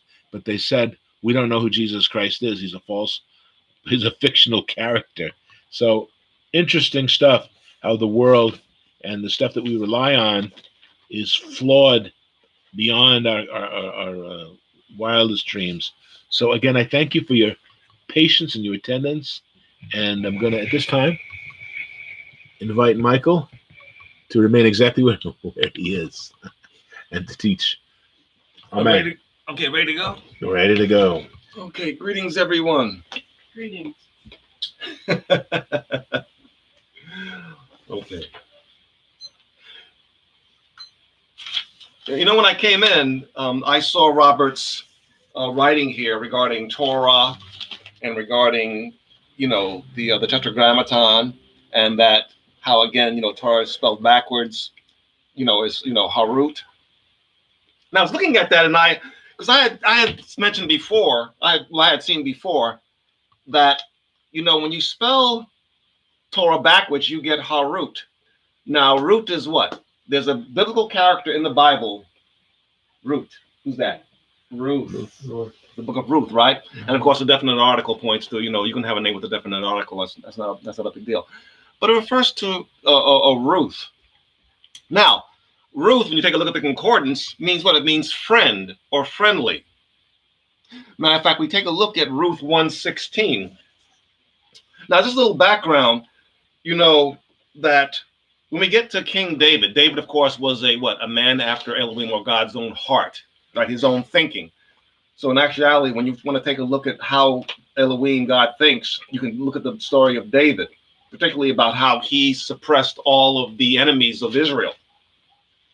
But we see here in the book of Ruth, chapter 1 and verse 16, you know the story. I don't need to go all through it. But of course, Naomi has two daughters. Their husbands had died, and now they're going to separate. One daughter separates from Naomi. But Ruth says this to Naomi in verse 16. Well, she says, a little context, Orpah was the other daughter there. So she said, Orpah, take off, go back to Moab. And Orpah kissed her mother-in-law, but Ruth clung to her. And she said, look, your sister-in-law has gone back to her people and to her gods, to her Elohim, to her gods, right? Not the gods of Israel, not the God of Israel, but again, this is a Moabite, okay? Return after your sister-in-law. Verse 16, but Ruth said, entreat me not to leave you or to turn back from following you. For wherever you go, I will go. And wherever you lodge, I will lodge. Your people will be my people. And it says here, your God will be my God, my Elohim, in regards to the book of Ruth. So we have here a woman who was a straight Moabitist who decided to convert due to her mother-in-law or what other circumstances. But look at the conviction. And matter of fact, it continues, and if anything but death, verse 17, where you die, I will die, and there I will be buried. The eternal Lord do to me and to you, if anything but death departs me from you. That we see here is the kind of conviction that is necessary. Matter of fact, apparently the Eternal had to import it from Moab because he couldn't find a suitable one in regards to the lineage of David in the land of Israel. It's rather amazing. But you see here Ruth's mindset, her perspective. And of course, when you look at the genealogy of David, no matter of fact, in the book of Ruth at the end there were actually two genealogies going back to Obed, so on and so forth, right? Two genealogies that are, of course, now taking a look at the sociological profile of his mother and his father. Of his mother and his father. Father, of course, Av. If you take a look at Hebrew number 14, H14, the verbal form there means what? To will, right? To have desire for. But that's what it means in regards to Av. That's why in regards to Passover in unleavened bread, Aviv, in the concept of that which is willing. And of course, now the mother figures the natural individual, the us. If you go to 1 Corinthians 11:7, Messiah is the image of Elohim, but the woman is the glory of the man. That's why you have in Romans 7, say, for example, in verses 1 through 4, that we are typified as being married to a husband, the old covenant. But then if the husband dies, we are then married to another. So we know we have the first Adam and we have the second Adam, but we're the same Eve. We're the same woman. We remain the same, but our mindset, the knowledge, our leadership, the head, he's the head of the woman. As of course, now Christ is the head of the church, say, for example. The woman is the head of the man, the thinking, the reasoning in regards to typology, in regards to thinking, and in regards to the natural self. But going back here, we see here in regards to, again, this issue here in regards to Torah and the Ruth here, that the association with law. What does Ruth say? Your Elohim, of course, now he's represented by his Torah, right? Says, no, in other words, your God will be my God, your Elohim. Your law will be my law. That's what she's saying. Whatever your law is, that's it. That's my law. And if anything but death separates me from that issue, and that he take us out. That is the kind of attitude we have here in regards to now why David was a man that guards Elohim's own heart. Now, matter of fact, now we take a look at the husband, Boaz, right? The husband of course, who became of Ruth here. When you take it, Boaz, first of all, comes from the word here, H, for you grammarians there, Hebrews in the H, Strong's Concordance 5794, which means might, power, strong, strength, right? These are the synonyms here in regards to Boaz. Now, Boaz also is one of the pillars in the temple, right? If you go to 1 Kings 7:21, you have what? You have Yakin on the right, and you have what? Boaz on the left. Remember in regards to the pillars in the book of Revelation chapter 3, who overcomes in regards to the Philadelphia era, right? Who overcomes, I will make him what? A pillar, right? In the temple. Now, the other one is Yakin. Now, Yakin is actually the root word for what? Kohen, priest. You simply put the hey, right? The Messiah, the number 5, by a triposition there, and you get their Messiah here, and you have here what? You have now the spiritual application. Now, Yakin comes from kun, which means what? Enduring, fixed, be established, secure. That's what it means. So when we have in the book of Revelation in regards to Philadelphia being made a pillar, we're talking about what? We're talking about being what?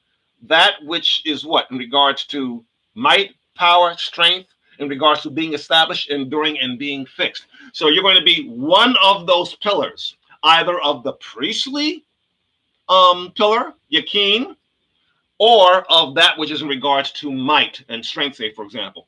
But again, in contrast to the priesthood, because you have those, again, the righteous and the holy, right? It's a subject we'll get into later. So, again, it's interesting here that this is actually, when he says, okay, Torah and backward, that's actually a name in Scripture. Matter of fact, a whole book of Ruth is about that name in regards to Torah, quote unquote, being backwards in that sense there. And of course, there in regards to the pillar, in regards to, again, the lineage of David being after, of course, the Eternal's own heart. So again, it's not just a simple, it's backwards in the, in Leviticus and Deuteronomy. Okay, yeah, that's nice. No. There's teaching there in regards to that word there being, quote unquote, backwards there. It's not just an arbitrary thing. With regards to being the Eternal's friend, and of course, the stability in regards to Torah. Now, something else that Robert had mentioned, he referred to the menorah. Oh, Robert, can you show the menorah? The camera. Yeah. Now remember, he referred to the menorah, right? You see there, you have the 3 branches on one, 3 branches on the other, and you have the center branch. Now, what's interesting, I had seen is that the menorah looks like this. I'm going to show this up here. This is a number, Robert, Now I don't have two shins here, but this number, what is that? Shalosh. Shalosh. That's number what? Number 3, right? Mm-hmm. What do you have? You have, let me show my friends here, Shalosh. What do you have? You have, look at it, you have 3 branches on one side, you have the stick, the lamed, and then you have what? 3 branches on the other. Take a look at the menorah.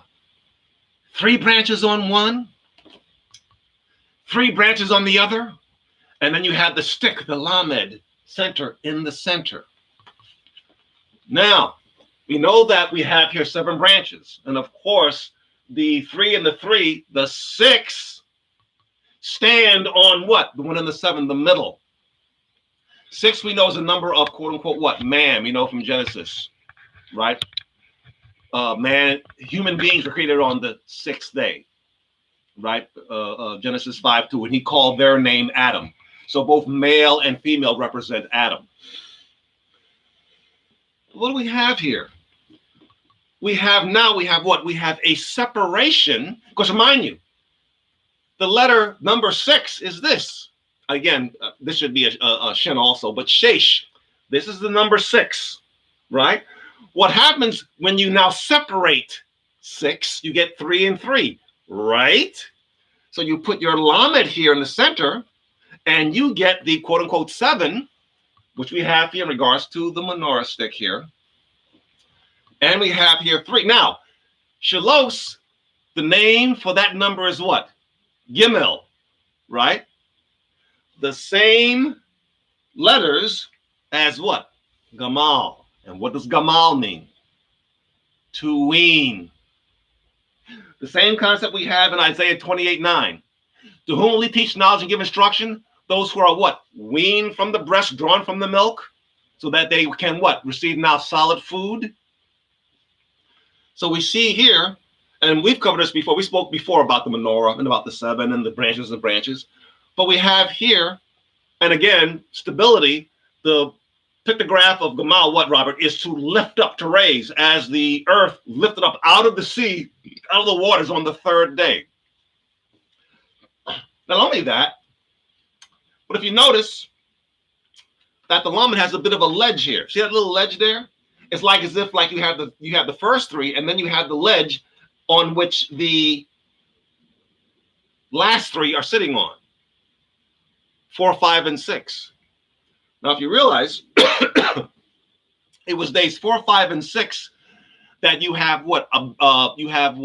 Adorning and beautifying, and again, the creation now of actual animate life. Days 1 through 3 in Genesis 1 were what? Separating and bounding. Light from darkness. Waters above, waters beneath. Earth out of the water. And then physical life, physical plant life. But then you have what? In days 4 through 6, this would be here again, the separating, the bounding, the separation from the 6 into the raising and the stability, the being weaned, Gamal, again, menorah, the Gimel, again, is the Gimel is the number, name of the number, Gimel here. But now we have what? Now we have a weaning now. We saw here from Isaiah 28, verse 9 here, in regards to the development and, of course, of knowledge. So we have here Gimel here, shesh, again, separation of the 6 of the human aspect. Now in regards to the 3, the Gimel, now the weaning, and of course now this is why we have here, and this is in the context of Shabbat in regards to 7. So Shabbat within this teaching here also represents what? 3, which means what? Being weaned, and the separation, the raising up, the resurrection. Remember 3 days and 3 nights, say for example, and that Israel had to go what? 3 days until the wilderness to be separate from Egypt, to truly be separate, and using that kind of a typology here. So we see that there's typology here in regards to the 3, the menorah, and of course here, as Robert pointed out, in regards to the Torah, quote unquote, being spelled backwards. It's not just arbitrary, there's teaching there. Now, that being said, we're going to go back to our study on Shabbat. As a matter of fact, if you remember, last week we dealt with Shabbat, Let me show you here. We dealt with Shabbat, and I showed you here Shabbat, and I showed you what happens that, you know, if you make the first letter a number and the bait here being the inside, and then if you take the bait and you remove the bait here, you get sheet, and this means to think or to reason or to regard. And then we have one, of course, when you remove the top, you get what? Shuv, to turn or to return. So we see here that even in the construction of the word Shabbat, it wasn't just arbitrary. But even if you move and shift the letters around, they all mean something in regards to ethics, in regards to Shabbat, and ceasing in regards to the mind, to the reasoning, and the turning away from sin, right? The thinking in regards to maintaining that standard. And I guess the shin there, 21, continuous action, 7:14:21. But we're going to take a little break from that right now and take a look at the word rest. Now, what's interesting is that the verbal form Shabbat is not utilized in Exodus 20 or Numbers chapter 5. In fact, let's take a look at that now. We go here, that rest, and this, again, for the Hebrew grammarians out there, this is Hebrews concordance number 5117 in the Hebrew. 5117 in the Hebrew. So now let's take a look at this. Let's just read this real quick. Exodus chapter 20, verse 11. Exodus 20, verse 11. Again, the word Shabbat, the verbal form Shabbat, is not utilized in Exodus chapter 20. Of course, we know, starting in verse, 6 days you do all your labor. The seventh day is the Sabbath of the eternal your Elohim. You shall do no work, blah, blah, blah. Okay, verse 11. For in 6 days the eternal Yahuwah made the heavens and the earth, the sea, and all that is in them, and rested on the seventh day. Therefore, the eternal Yahuwah blessed the Sabbath day, and hallowed it. We see here, the word rested. That's the word here, nuach. Nuach. We'll take a look at that in a second. What we see here is that this word here, nuach, is used, not Shabbat, and not kala, say, for example, in Genesis chapter 2.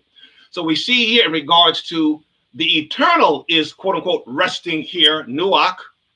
We'll see what resting concept means in a little bit later. He's resting here. The creator is resting here, quote unquote, resting, that word resting here in Exodus 20. If we go to the book of Deuteronomy chapter 5, and in verse 14, we see the other corollary here.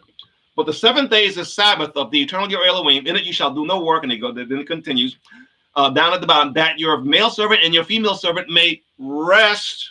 There's that word nuach, H5117, as well as you. And this is regarding, again, this will be to the servants, that would be to us, our servants, and we may rest.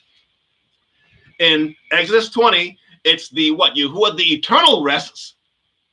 In Deuteronomy chapter 5, we rest. Important to keep that in mind.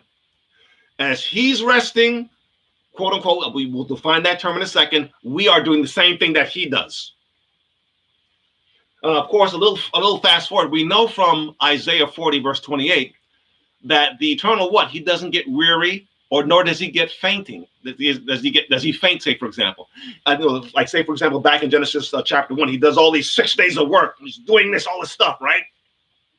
And, oh, man, he must be exhausted, tired. Yeah, he's exhausted, tired. Not so. He never faints nor gets weary. He doesn't exhaust and get tired. And we'll see that as he did, we do. And ours is also not an issue in regards to resting from being tired from laborious work. So we go back. So we just saw that. Yeah, we just saw here. Now, of course, we saw here which is used as what? The eternal himself in Exodus 20:11, where the parallel is with Shabbat in Genesis chapter 2, verses 2 and 3, as well as the word, as well as with what? Finished and ended, utilized in verses 1 and 2. So we see here that the parallel in regards to resting or ceasing is in regards to something being finished and completed and ended, right? And the verb Shabbat is utilized in Genesis chapter 2 regarding Elohim, ceasing and stopping. So it's not in regards to him being tired, needing quote unquote rest, which we'll define in a little bit. Defining rest because I'm just beat. I need to relax, man, because I'm just so exhausted. That's not the rest that he's referring to in regards to him being ceasing, because he does not have that. So therefore, if it doesn't have a literal physical meaning, it must have what? Another spiritual application and meaning, which we're going to get into in our study today. Do you want to take a look? Yeah, in our study today. So again, we are told to rest exactly as he did, and that is not necessarily recovery from laborious exertion. Now, ceasing from work is not necessarily rest as in recovering from strenuous activities, we said here. That nuah can be what? Both rest or stop. Rest or stop. Meaning, if we go here, now I looked up here in the Merriam-Webster Dictionary. The Merriam-Webster Dictionary in regards to the meaning of the word rest. Now, listen to these meanings of the word rest. This is, of course, now starting here in the first one here. It means repose or sleep. It also means what? Freedom from activity or labor.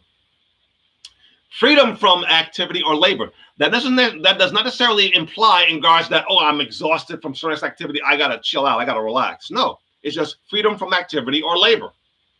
I don't have to necessarily be resting. The next one, a state of motionlessness or inactivity.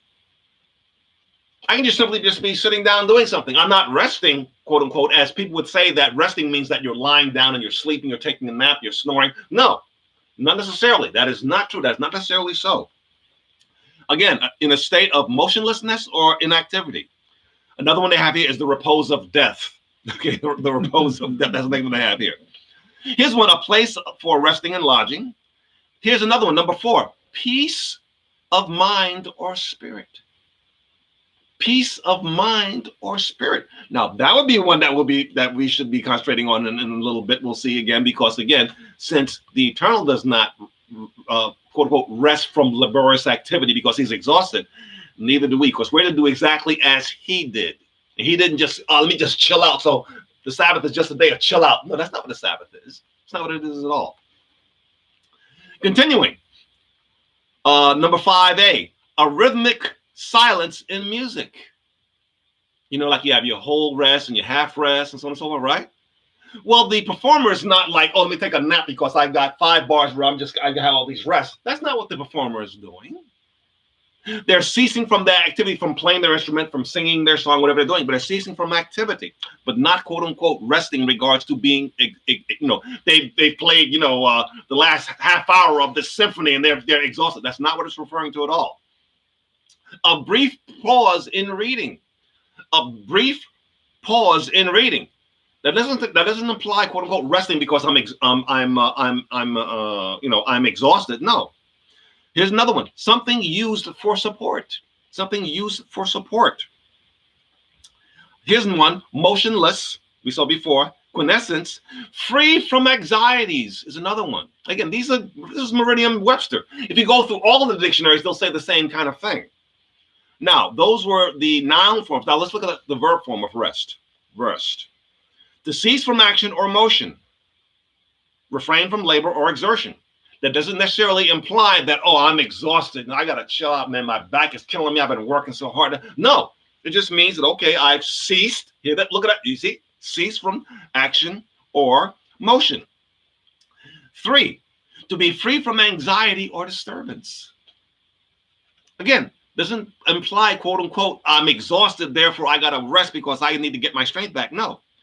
To sit or lie fixed or supported. To sit or lie fixed or supported. Again, the same thing.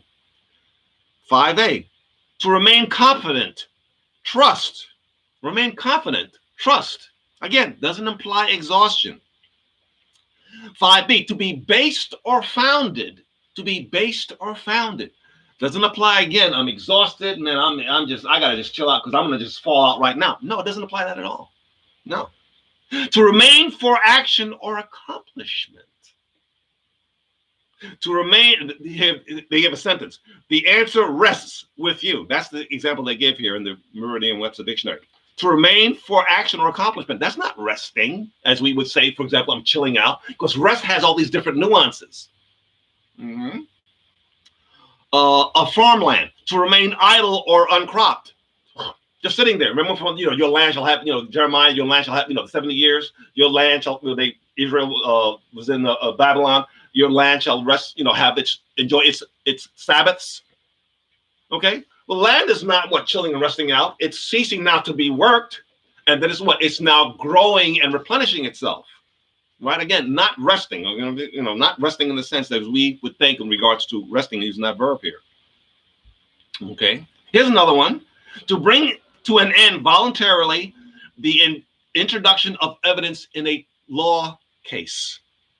Okay, Your Honor, Judge, we presented our case. Okay, the prosecution rests.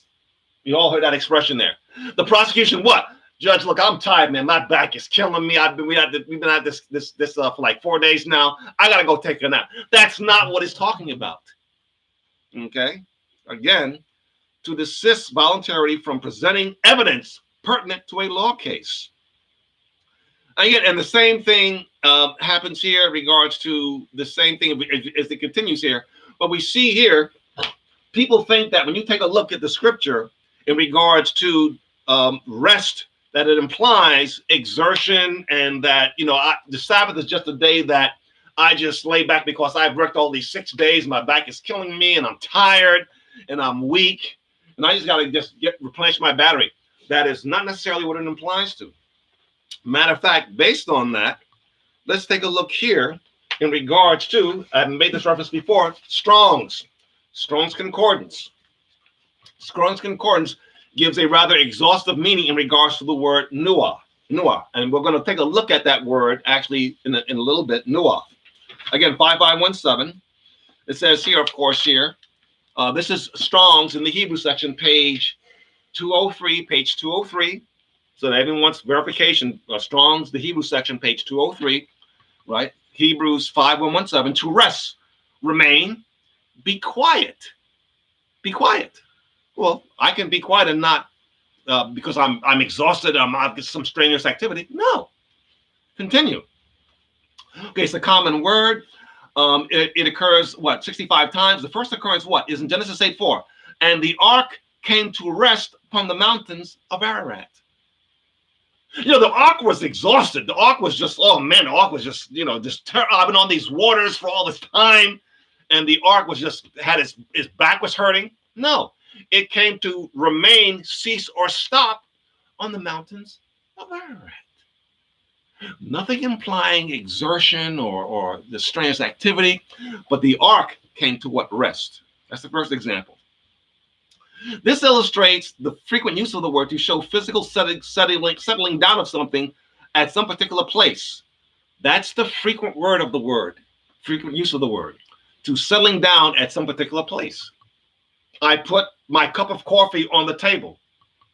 It's nuaing. That doesn't imply that my cup of coffee is exhausted and, man, I've been, being brewed for all this time and I'm tired. No, it doesn't imply that at all. Other examples are birds, insects, soles of the feet, and the waters of the Jordan. Remember in Joshua chapter 3, when they were coming over into the land there, into Jericho, that, the priests, their soles of the feet, and the Levites rested. They weren't chilling out and resting. They were there for the, again, for the children of Israel, the Passover, but they were not taking a break, a coffee break or a snooze. They weren't doing that. Continuing. To rest sometimes indicates a complete envelopment and thus permeation, as in the spirit of Elijah resting on Elisha. Right? Elijah, the spirit of Elijah resting on Elisha. That doesn't mean that the spirit is tired, exhausted, and I was on this one guy here, let me go and rest on this other guy here. That's not what it means at all. It means it's abiding and remaining now. Remember, Elisha said, I want a double portion of your spirit. And now, right, in 1 Kings chapter 2, 2 Kings chapter 2, right, not because the spirit is exhausted. The spirit was exhausted. but is now resting and ceasing now on what? Another prophet, because now Elijah was now going to be, taken away, and that issue there. Now continuing, and when wisdom rests in the heart of him that hath understanding, because it's exhausted, because it's tired, no, but it rests there, it remains there. It remains in that person that has what? That has understanding. It remains there. Proverbs 14:33. Frequently, nuach means what? To be quiet. Now, it also means here to rest after hard work. Now, here they give the example in Exodus 20, verse 11, and that's what we saw before. That's of the eternal Yahuwah. Rest from, it says here, after hard work. But we know from Isaiah 40, verse 28, that the eternal does not get weary and require rest. He does not. So this is actually an error here in regards to what's going here in the book in Vines here. This is contrary to Isaiah. From the onslaught of one's enemies in Esther 9:16. From trouble, Job 3:26. And in death, Job 3:17. The word may mean to set one's mind at rest. That doesn't imply, again, physical exertion. I'm tired, I'm beat, so on and so forth. It doesn't imply that at all. This doesn't necessarily imply that at all. And in death, certainly doesn't apply there. And when a child receives, again, as the child receives this one from a parent in regards to setting one's mind at rest. Sometimes Noah means to leave at rest or to allow to remain. Thus, Elohim allowed the pagan nations to remain in Canaan during Joshua's lifetime, Judges 2:23. Again, that's not, he allowed the nations to remain there. Not, again, they were resting and chilling out because they were exhausted. Doesn't mean that, doesn't imply that at all. Not at all. Here, now, continues here in Vines. It should be noted that while Nuah is used sometimes as a synonym for Shabbat, to cease or rest, Shabbat, of course, is actually what? To cease from labor, which may imply rest, but not necessarily so. The writer of Genesis 2:3 is not stressing rest from work, but rather what? Elohim, God, ceasing from his creative work since it was complete. Again, that's in contrast to the early statement here that he was resting because of after hard work, meaning that he was, in a sense, he was like tired from his hard work, which again, Isaiah 40, verse 28 contradicts that. So there's a contradiction here within the definition here. So, all that being said, why is that such a big deal? It's a big deal because someone reading, and we went through the Sabbath about the 73 verbal forms, and someone says, well, look in the Ten Commandments, right? Doesn't the Ten Commandments say that not only he rested, but we shall rest? Implying that is all the Sabbath is just a day of rest. I just go home and I chill out. That's all it is. There's nothing about this ceasing from sin, all this nonsense, blah, blah, blah. That's not true. That is not what it means. That's not what it's referring to. Now, continuing here, now let's take a look at some scriptural examples. Let's take some additional examples here in regards to Nuach in context here. Let's take a look here. Say, for example, we just saw Genesis 8:4. Let's take a look at Exodus, the book of Exodus, chapter 10, verse 14. Exodus 10:14. Here. And the locusts went up all over the land of Egypt and rested in the coasts of Egypt. Very grievous they were. Again, not implying that the locusts were tired from traveling. Right? They were just exhausted, but they came to a place where what? Yahuwah, the Eternal, had ordained for them to carry out his issue in regards to the plagues of Egypt, but not because they were tired. Matter of fact, when you see what the locusts did, right, you see it wasn't because they were tired, right? They were just getting ready to do their thing. So that was Exodus chapter 10.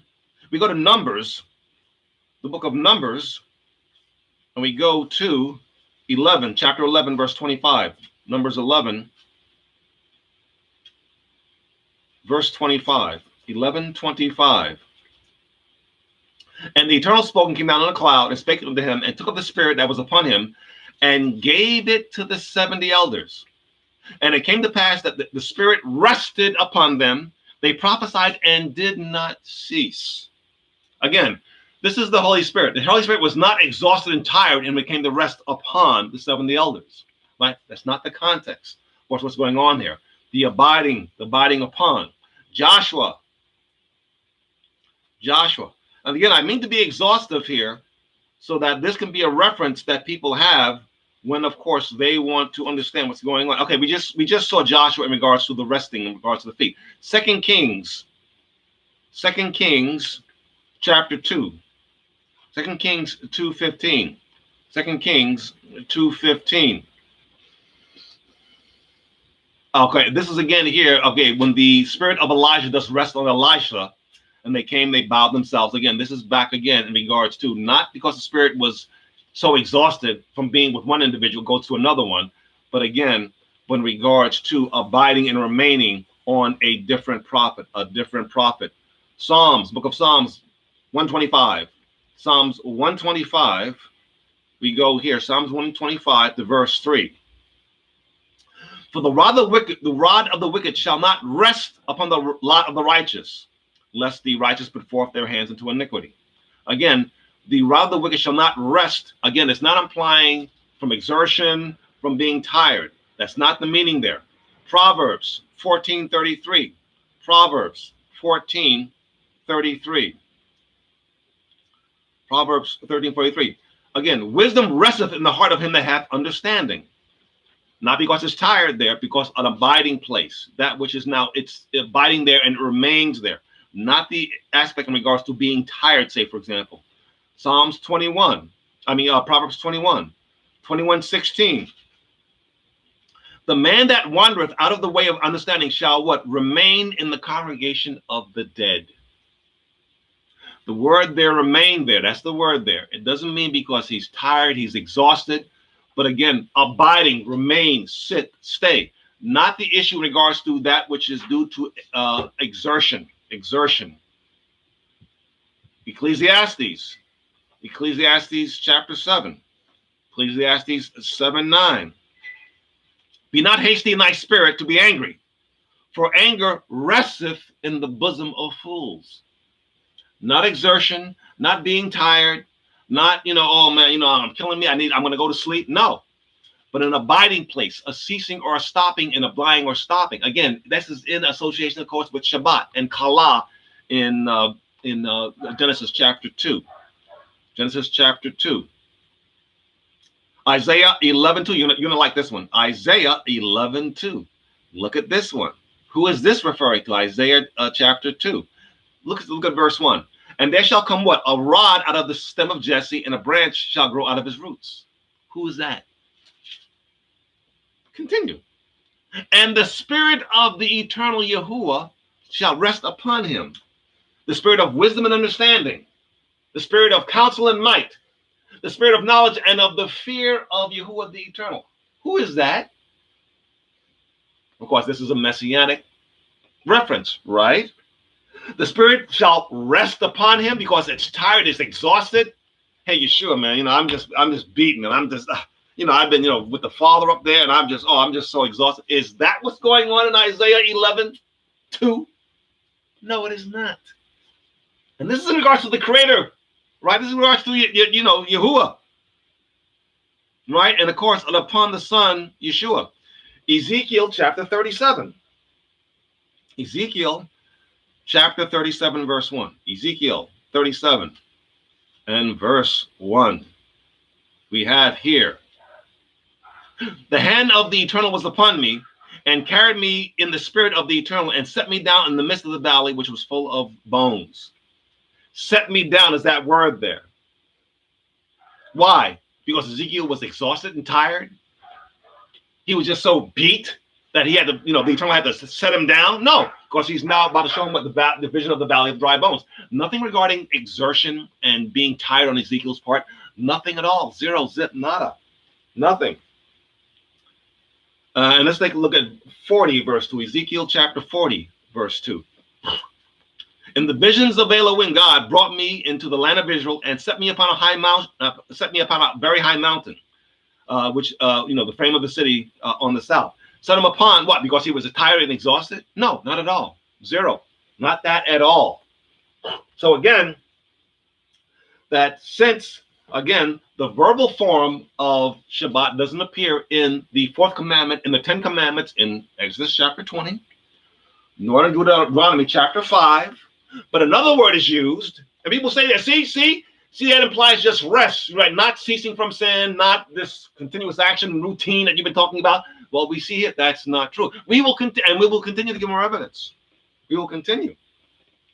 So then, what else then would this rest refer to then? Noah, what is it referring to? Now, we already saw some examples here, but we're going to continue, right, in exegeting what's going on there. It appears that it is an ethical rest that is referred to as continued in Isaiah chapter verse 40.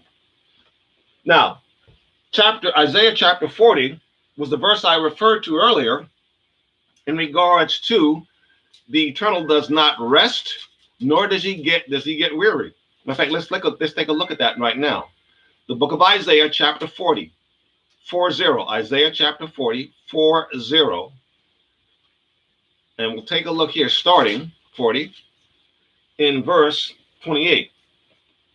And we'll read from 28 to 31.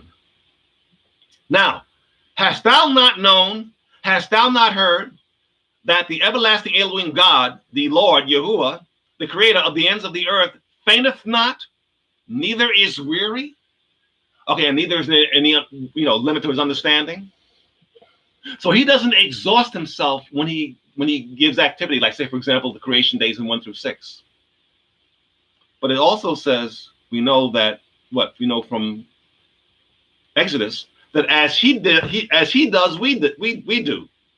So then, if he didn't rest from physical exertion, then that means that we're not, quote unquote, to rest from physical exertion too. It's something else, isn't it? Okay, we do as he does. If he didn't chill out, then we don't chill out. That's not what Sabbath represents.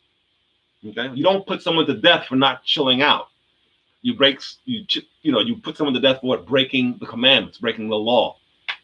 Those death penalty issues. But let's continue in this passage here in Isaiah chapter 40. Okay, he doesn't faint, doesn't get weary. Look at here.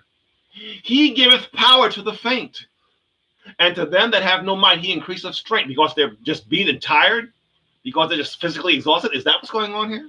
Continue. Even the youth shall faint and be weary, and the young men shall utterly fall. But they that wait upon the eternal shall renew their strength. They shall mount up with wings as eagles. And they shall run and not be weary. And they shall walk and not faint. This is not talking about in regards to literal exertion or literally being tired. It talks here that in renewing their strength, it's talking here in regards to what? Ethical issues. They're ethical issues. Continuing, in the same chapter, we go back to the earlier verses in Isaiah chapter 40. We go here to verses 3 through 8. So, same chapter, go back up to verse 3. The voice of him that cries in the wilderness, prepare ye the way of the eternal, make straight the desert a highway for our Elohim, right? Every valley shall be exalted, every mountain shall be made low, and the crooked path shall be made straight. And the glory of Yahuwah the eternal shall be revealed, and all flesh shall see it together. And the voice shall cry, and he said, that what shall I cry? All flesh is grass, and all the goodliness thereof is as the flower of the field. The grass withereth, the flower fadeth, because the spirit of the eternal bloweth upon it, and surely the people is grass. The people is grass. Okay? The grass withereth, the flower fadeth, but the word of our Elohim shall stand forever. This is an allusion, of course, now to 1 Peter chapter 1, in regards to the word here. But we're not talking about, so we're talking about here, what? We're talking about what? Physical exertion, being tired, in regards to the flesh being grass. We're talking about literal. We're talking here regard what? An ethical issue, but the spirit of the eternal bloweth upon it, right? And but the word shall stand forever. It's talking about what? A spiritual renewal, a spiritual, again, and that's what Shabbat is. It is a spiritual renewal, and we'll talk about later in regards to what? Sloganeering. We're all sinners.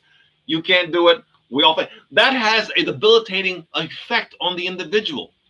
They keep hearing. You go to your church channels, right? You go to your literature, right? You go to your friends, you go to your pastor, you go to your tradition. And what do you hear? All this contrariness about you can't do it. You're unable to do it. You're just so weak. But there's the weakness. There's the fainting. Where's the being weary? There it is right there. So he gives us a day in regards to quote unquote rest and abiding in the word and abiding in the doctrine. So therefore what we can now but be what? Refreshed. Remember in Ezekiel, in Exodus 31, that he ceased and was what? Refreshed. From what? We saw already in Isaiah 40 that he doesn't need to be refreshed in regards to being tired. But it's an ethical issue there that he does and stops. That's why he made it holy by his ceasing from it. And that's how now we are made holy by that Shabbat rest ceasing in the stand in regards to, again, you will be holy for I am holy. You will be holy for I am holy. Continuing. Now, let me show you that the word for this word nuach, let me show it to you, is this word here. It's interesting. Whenever, nuach. Where's my vav here? It's amazing when you want to find these words that you can. Okay, but nuach. Here we go. Let me show you here. Nuach. Right from left. Nuach. This is the word here. Let me show my friends here. 5117. This is it here. This is the word here. Again, Hebrew, right to left. Nun, vav, and the het. Okay, that's it there. Now, something might already catch on. What's interesting is that, yes, exactly. I knew Robert was going to get it. This also what represents what the name, the main letters here, Noach, right? Even the the colon here, say Noach represents what? Noah, right? Noah. And we'll see that, biblically, that the stories in the Tanakh are long form definitions in regards to meanings. Like, say, for example, faith. Who do you look at to look at faith, say, for example? Abraham. You have what? Genesis chapter 12 to Genesis what? Essentially 22. Of course, then, 23 in regards to Sarah, right? But there, the whole story and outline of spirituality of faith is what? From what? Genesis 12 to 20. That's 10 chapters. 10 chapters. Whereas the study in regards to what? This rest or ceasing, and we're going to see something in just a little bit, what specifically Noah represents. But we see here what? That, again, Noah, the study of Noah. Now, as we continue in Noah, Noah's transposition of Noah is what? If we have here the main letters, Noah. Transposition, Robert, here we go. Take a look. What do we get? What is that word? Let me, it looks better, with the final form here. This is the final form here. Yes. Right. Now I put the say ray underneath it. Let me get the say ray. Do that real quick here. Pain. And what is that? Mercy.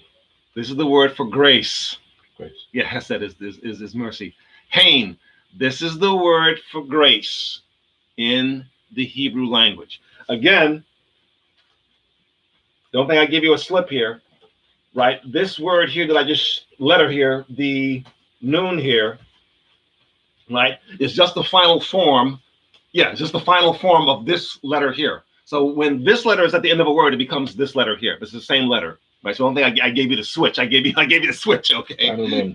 Yeah, I gave you the switch, okay? So here we go here, Noah, right, or Noah, and the transposition, because that's two letters, right? You only have two letters, becomes what? This word, Cain. And this is the word for grace in the Hebrew language.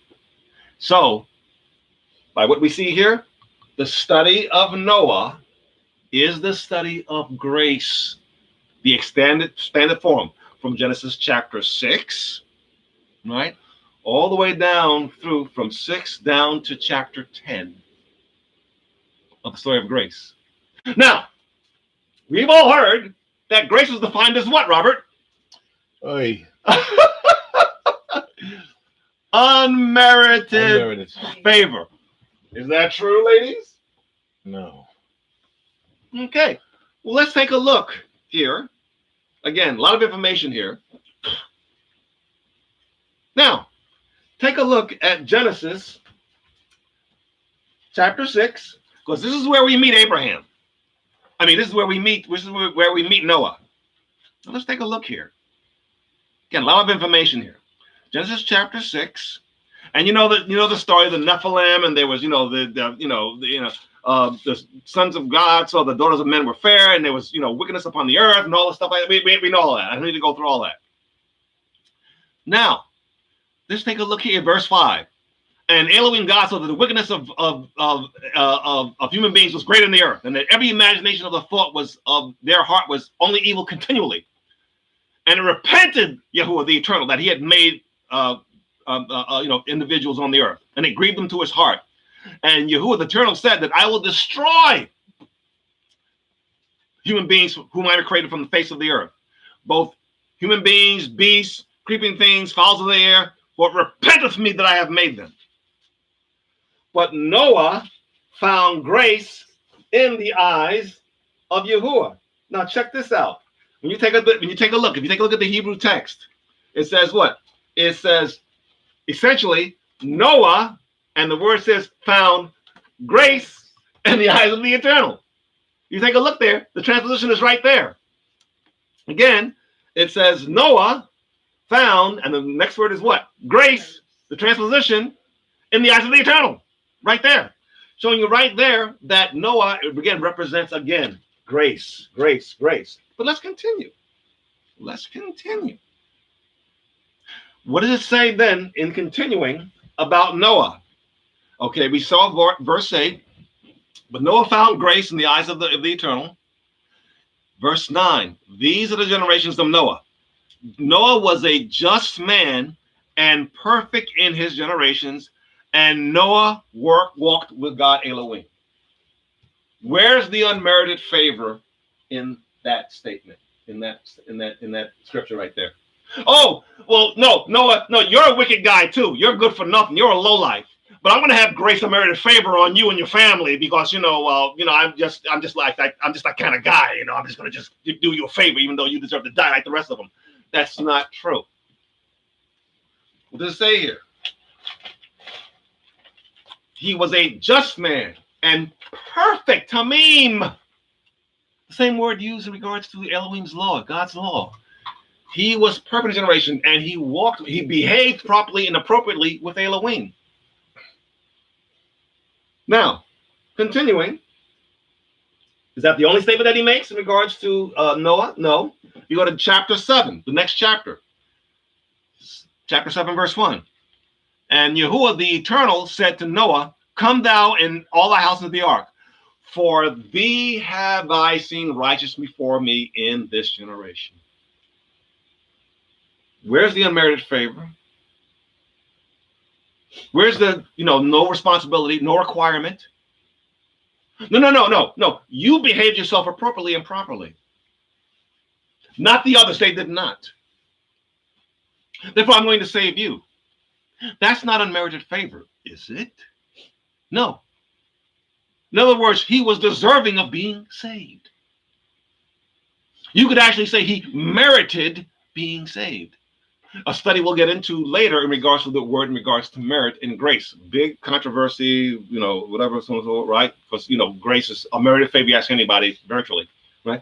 But that's not true. It is untrue. And the story of grace regarding Noah disproves that unmerited favor means that. There are other scriptures, many. I've done hours on this, right? But we see here in regards to Noah, because again, remind you, Noah is the transposition of Nuach, the word to rest. to rest. So what did the Eternal tell Noah? Go and build the ark, right? Well, there's resting. There's no labor. He's building a ship, a real big one. Yeah, that's resting.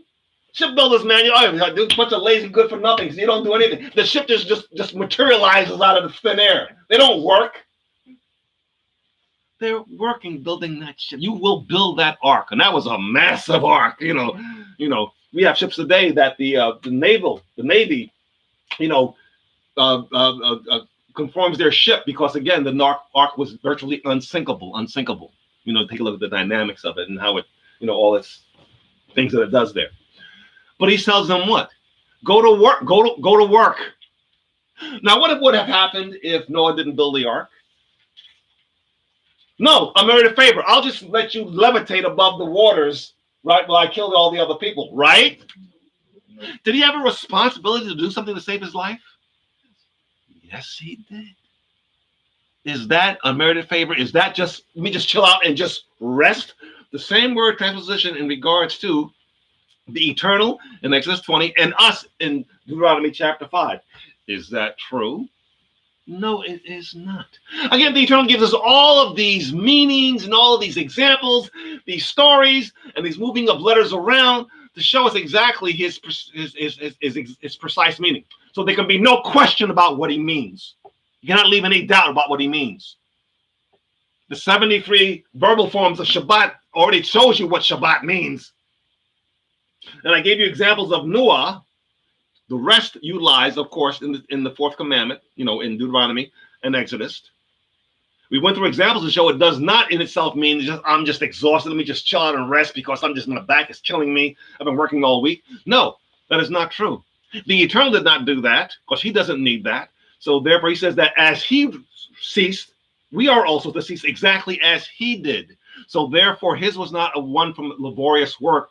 His was a cessation from activity. And we know what activity does he want us to cease from? Our work. He ceased from his work.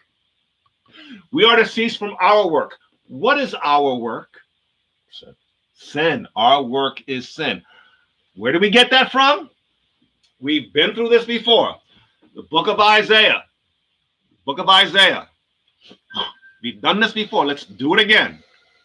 Okay? I want us to be an exhaustive issue in regards to it. We go to the book of Isaiah. The book of Isaiah. Chapter 56. I want it so that, he's going to go to Isaiah 56. I know where he's going to go. I know he's going to go to Isaiah 56, verse 2. That's what I want. I want it to be in your mind and your thinking. You know, he does it all the time. That's exactly what I want. That's exactly what I want. Verse 2.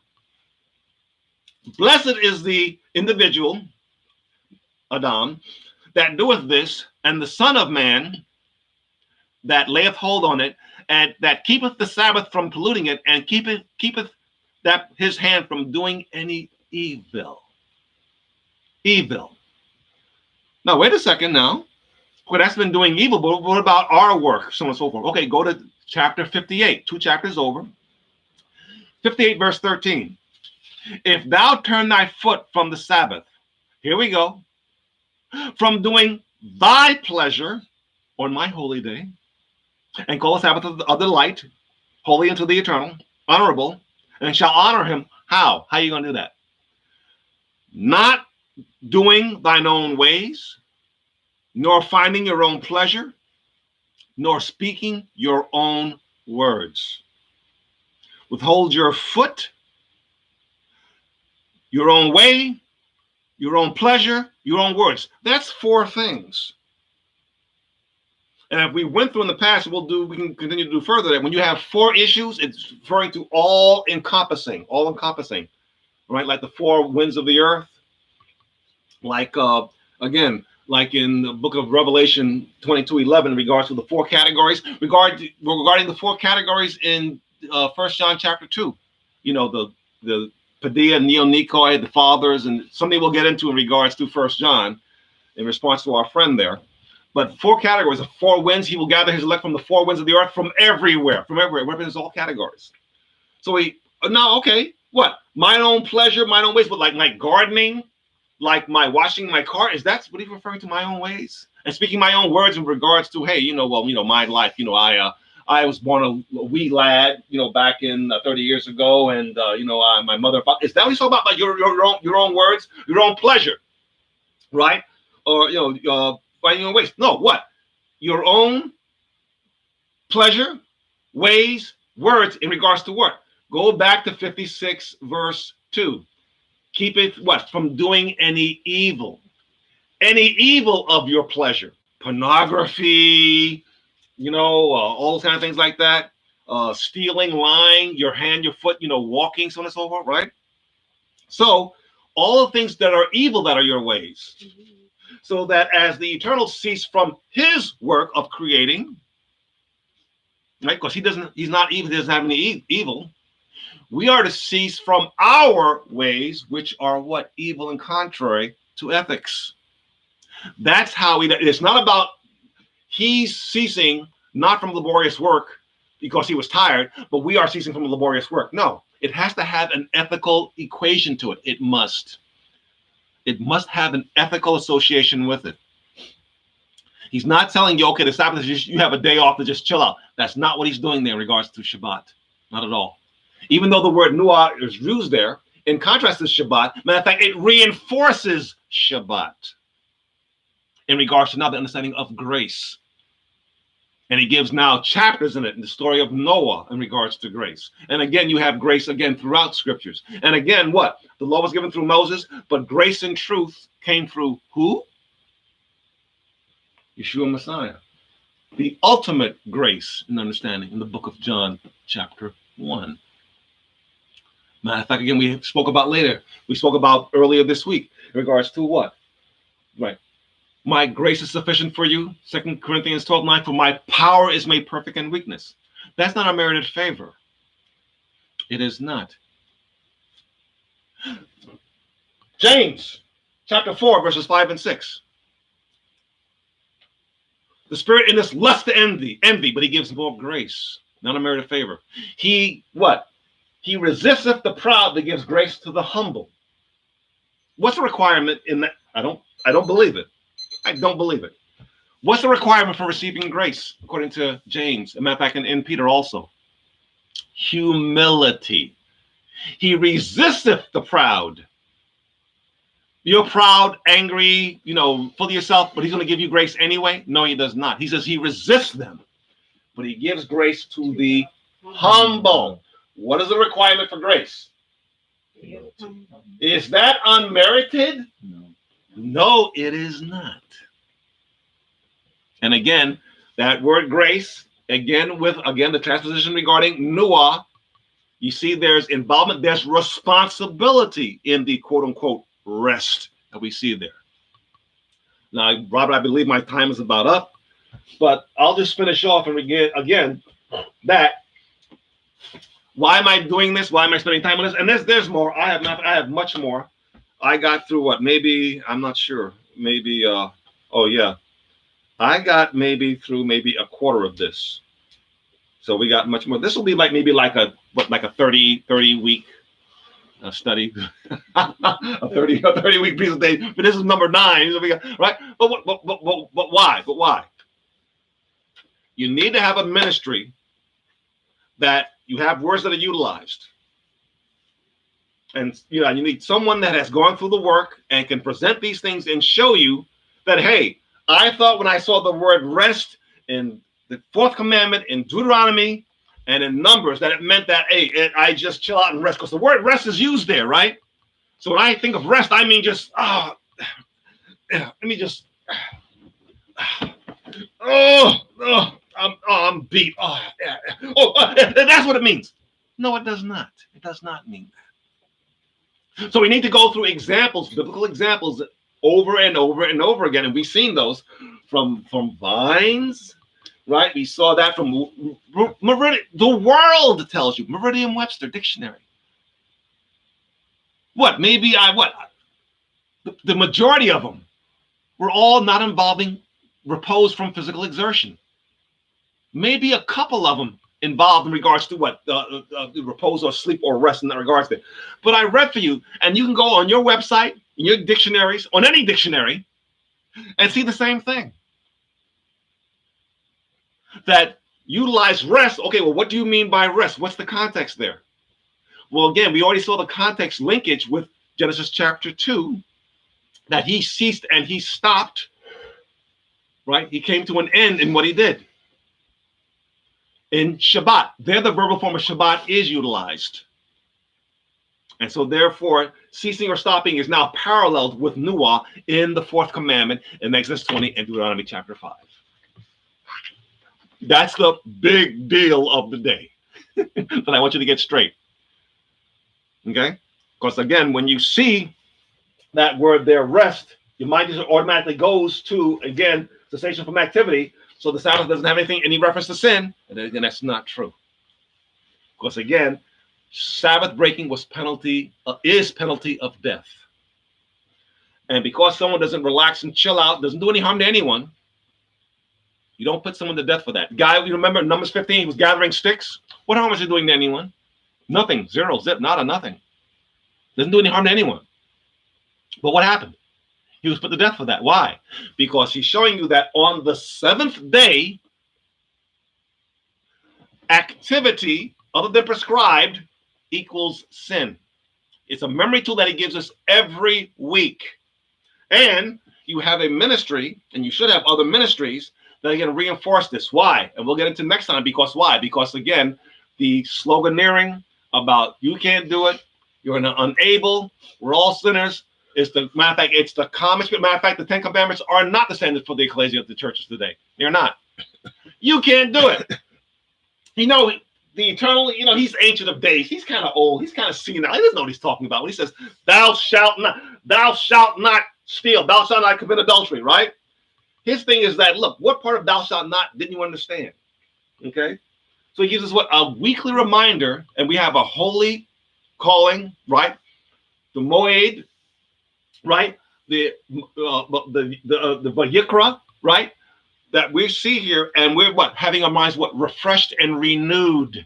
Oh yeah, that's right, man. Because this week, man, I was hearing about that we can't do it, and we're all sinners, and just it was getting on my thing there, and and so there's in a sense, a kind of like a weariness and a kind of a turmoil there, and you need you're uneasy, you're being tossed to and fro, but you need a place where you can what? The word remains. This is what this purpose of this program is. So they can what? Rest, remain, and cease and stop. That no, wait a second, no, I'm not to be a sinner. I am responsible, and I do have the availability to not do those things. It's not outside of my scope of my behavior. Robert went through that before, right? You can't cease from stealing and lying. What's wrong with you? Of course, the world would say, "What's wrong with you? You don't work here. Matter of fact, don't even come around here anymore." Right? The world will reject you. That kind of behavior. Think about because again, it's all about practical relations. We have to have a system by which we make interrelations work for eternity. That's what it's all about. And this is general revelation. This is not big deals, special revelation that we're getting into, right? Cease from stop. When someone tells you you're doing something and they don't want you to do it, they say, look, stop. What does that person mean? Oh, well, I know no one's perfect. We'll make mistakes. We're all sinners. I need you can do it again, right? That's what the person means, right? No, the person means, look, stop. That's what the person means. We go back here, and it seems as if the only one who doesn't mean stop when he says it is the Creator. When the world says it to you, you know what it means, stop. And remember the double bait in Shabbat means stop. I said stop, double emphasis. So the Creator is going to ask you, what part of thou shalt not did you not understand? What are you going to say? Well, when the world says it, I know what it means. It means, guy says, stop. But when you say it, we're all in the grace. No one's perfect. We all make mistakes. We're all sinners. That's what, because you don't know. You're ancient of days. You don't know what you're talking about. Really? As Robert mentioned before, let's end on this. As he mentioned before, who's the one that you want to mess with? We go to the book of Luke, chapter 12. Who are you to fear? Are you to feel human beings, men, women? Check out Luke, chapter 12. Who do we fear? Right? Look at verses 4 and 5. And I say unto you, my friends, be not afraid of them that kill the body, and after that have no more they can do. That's all they can do. They can kill your body. Zero. Verse 5 of Luke chapter 12. But I will forewarn you whom you shall fear. Fear him which after he hath killed have power to cast you into hell. And Yeshua says, yeah, I say you fear you him. He's making an emphasis there. Check that out. Yeah, I say unto you, fear him. And that's your creator. When he tells you to stop doing something, you stop. You don't give this nonsense you have in the churches there, the ecclesias there, that, okay, no one's perfect, we all make mistakes. Grace is a merited favor. We can do wrong, and we're going to be rewarded for doing wrong. That's an abomination. It's stupid. You've been lied to. You've been deceived. You're responsible for proper behavior. And again, I like to say, and Shakespeare got it right. You know how Paul quotes like Aristotle, the philosopher? We have the quotations from the book of Enoch and Jude, and so forth, right? But I like to end on Shakespeare. To be or not to be? That is the question. Right? To be or not to be? You're going to make a decision whether you're going to exist, to be, or not exist, go into hellfire, not be. Deuteronomy chapter 30. I set before you life and death. He says, look, choose this one, choose life, choose this one. But the choice is up to each individual. His choice is up to you. It is not up to me. Zero, it's up to you. We have this document here that we're going through here, and it's obvious to the conscience about what it's saying, about responsibility, about hellfire. So take this seriously. We're going to continue in our study throughout these things. We're going to continue on and on and on and on. But join us next week, because we're going to continue the study on these issues there, and you're going to understand, what the responsibility is, in contrary to the common spiel in regards to grace and the inability to keep the commandments, all those things there. So thank you. Join us again next week. Amen. Amen. And it is ironic that in the Olivet discourse in Matthew 24, the believers, the first thing they ask Messiah is, what is the sign of your return? What is the sign of these things that are having? He says, make sure that no one deceives you. So rule number one is make sure that you're not deceived.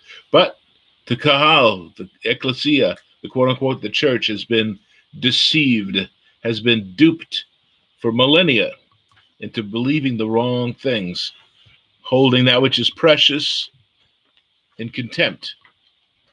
And as like Michael was referring to the rest, I think another thing is, I'll take some and you can have the rest. Doesn't mean that you take a nap. It means you take the balance, right? I'll take some, you can have the rest. So the rest means a lot of things, and it doesn't mean lowering our guard, which is what rest does. When we take the nap, we don't listen to the shofar blasting. It's warning because we're busy sawing wood in our dreams. As I said, I can't get over that commercial about the Sleepy Time Bible, where you hear the nice little stories of the Bible before you drift off into slumber land and slipping into oblivion, Anyway, so we thank you for your patience, for lingering with us, for staying with us. And we love the word. We love the word, and we speak it with excitement and conviction, and with true love, and the desire to share what has come into our scope, our field of vision. And we'd like to give thanks to the eternal Yahuwah for his word. We go to that portion of the congregational response after Torah reading, a very appropriate portion. Oh, thank you. This is Torah, which Moshe placed before the children, the Bnei Israel. It is in accord with Yahweh's command by the hand of Moshe. Together, a tree of life, it also take hold of it. Blessed are the ones who support it. Its ways are ways of pleasantness. All its paths are peace. Long life is in its right hand, and its left are riches and honor. The Torah of his righteousness, rendered the Torah great and glorious. A little mumble mouth there. When the ark rested, Moshe would say, return, O eternal Yah, to the myriads of Israel's families. Arise, O eternal Yah, to your resting place. You and your mighty ark. Clothe your Kohanim, your priests, with righteousness. And may those who have experienced your faithful love shout for joy. Amen. Amen. Amen. Have you been set free? Have you been set free from delusion, from being duped, from being deluded and deceived? I hope you have. For the sake of your servant David, don't delay the return of your Mashiach. I give you good instruction. Do not forsake my Torah. Amen. Amen. And so until next week, nice little tune there. Until next week, we come together again. And again, I thank you for your patience, for your desire to experience Elohim in a deeper, stronger way, and in perhaps an even iconoclastic way, because we're here to shatter icons. We're here to shatter idols, and false teachings are idols. It's idolatrous to believe half the stuff that's being preached out there. So we need to not think that we're better than anyone else, but don't ignore the obvious. That's what we're saying is, how come you don't see this? Not we're better than. It's like, you don't see this? And go deeper. But no, we tend to be creatures of habit. That's what I talked about before, about the need to change. Otherwise, we just repeat the cycles. Oh, it's winter again. We have snowed today. It's all over the ground and on the cars. So drive carefully, guys. Anywhere in the Midwest, if you're out in the Midwest, please be careful. This is dangerous conditions out there. Amen. So we give thanks and we come to the benediction. We come to the close of our service, of our time together. Okay? May the Eternal bless you and keep you. May he make his face to shine upon you and be gracious unto you. And may he lift up his countenance upon you and give you the peace that surpasses our understanding, to guard our hearts and our minds in Messiah, Yeshua. Amen. Amen. Who wants us to succeed. He wants what's best for us. He wants, they used to be commercials when I was a kid called Wonder Bread, helps build strong bodies 12 ways. And that's what the word is to do. It's to build us up, not tear us down, not to give us stuff that we can't do. You know, there's children going to school. Hey, why we learn this stuff? I have no idea what this is. We get lost in the sauce. But Elohim, Yahuwah, gives us words that we can do. He gives us his ruach to comfort us, to encourage us, to give us the power, to give us the grace to do it. Amen. Amen. Yivarechecha Adonai, Yahuwah, v'yeshmerecha, Ya'er Yahuwah panav elecha, v'chunecha.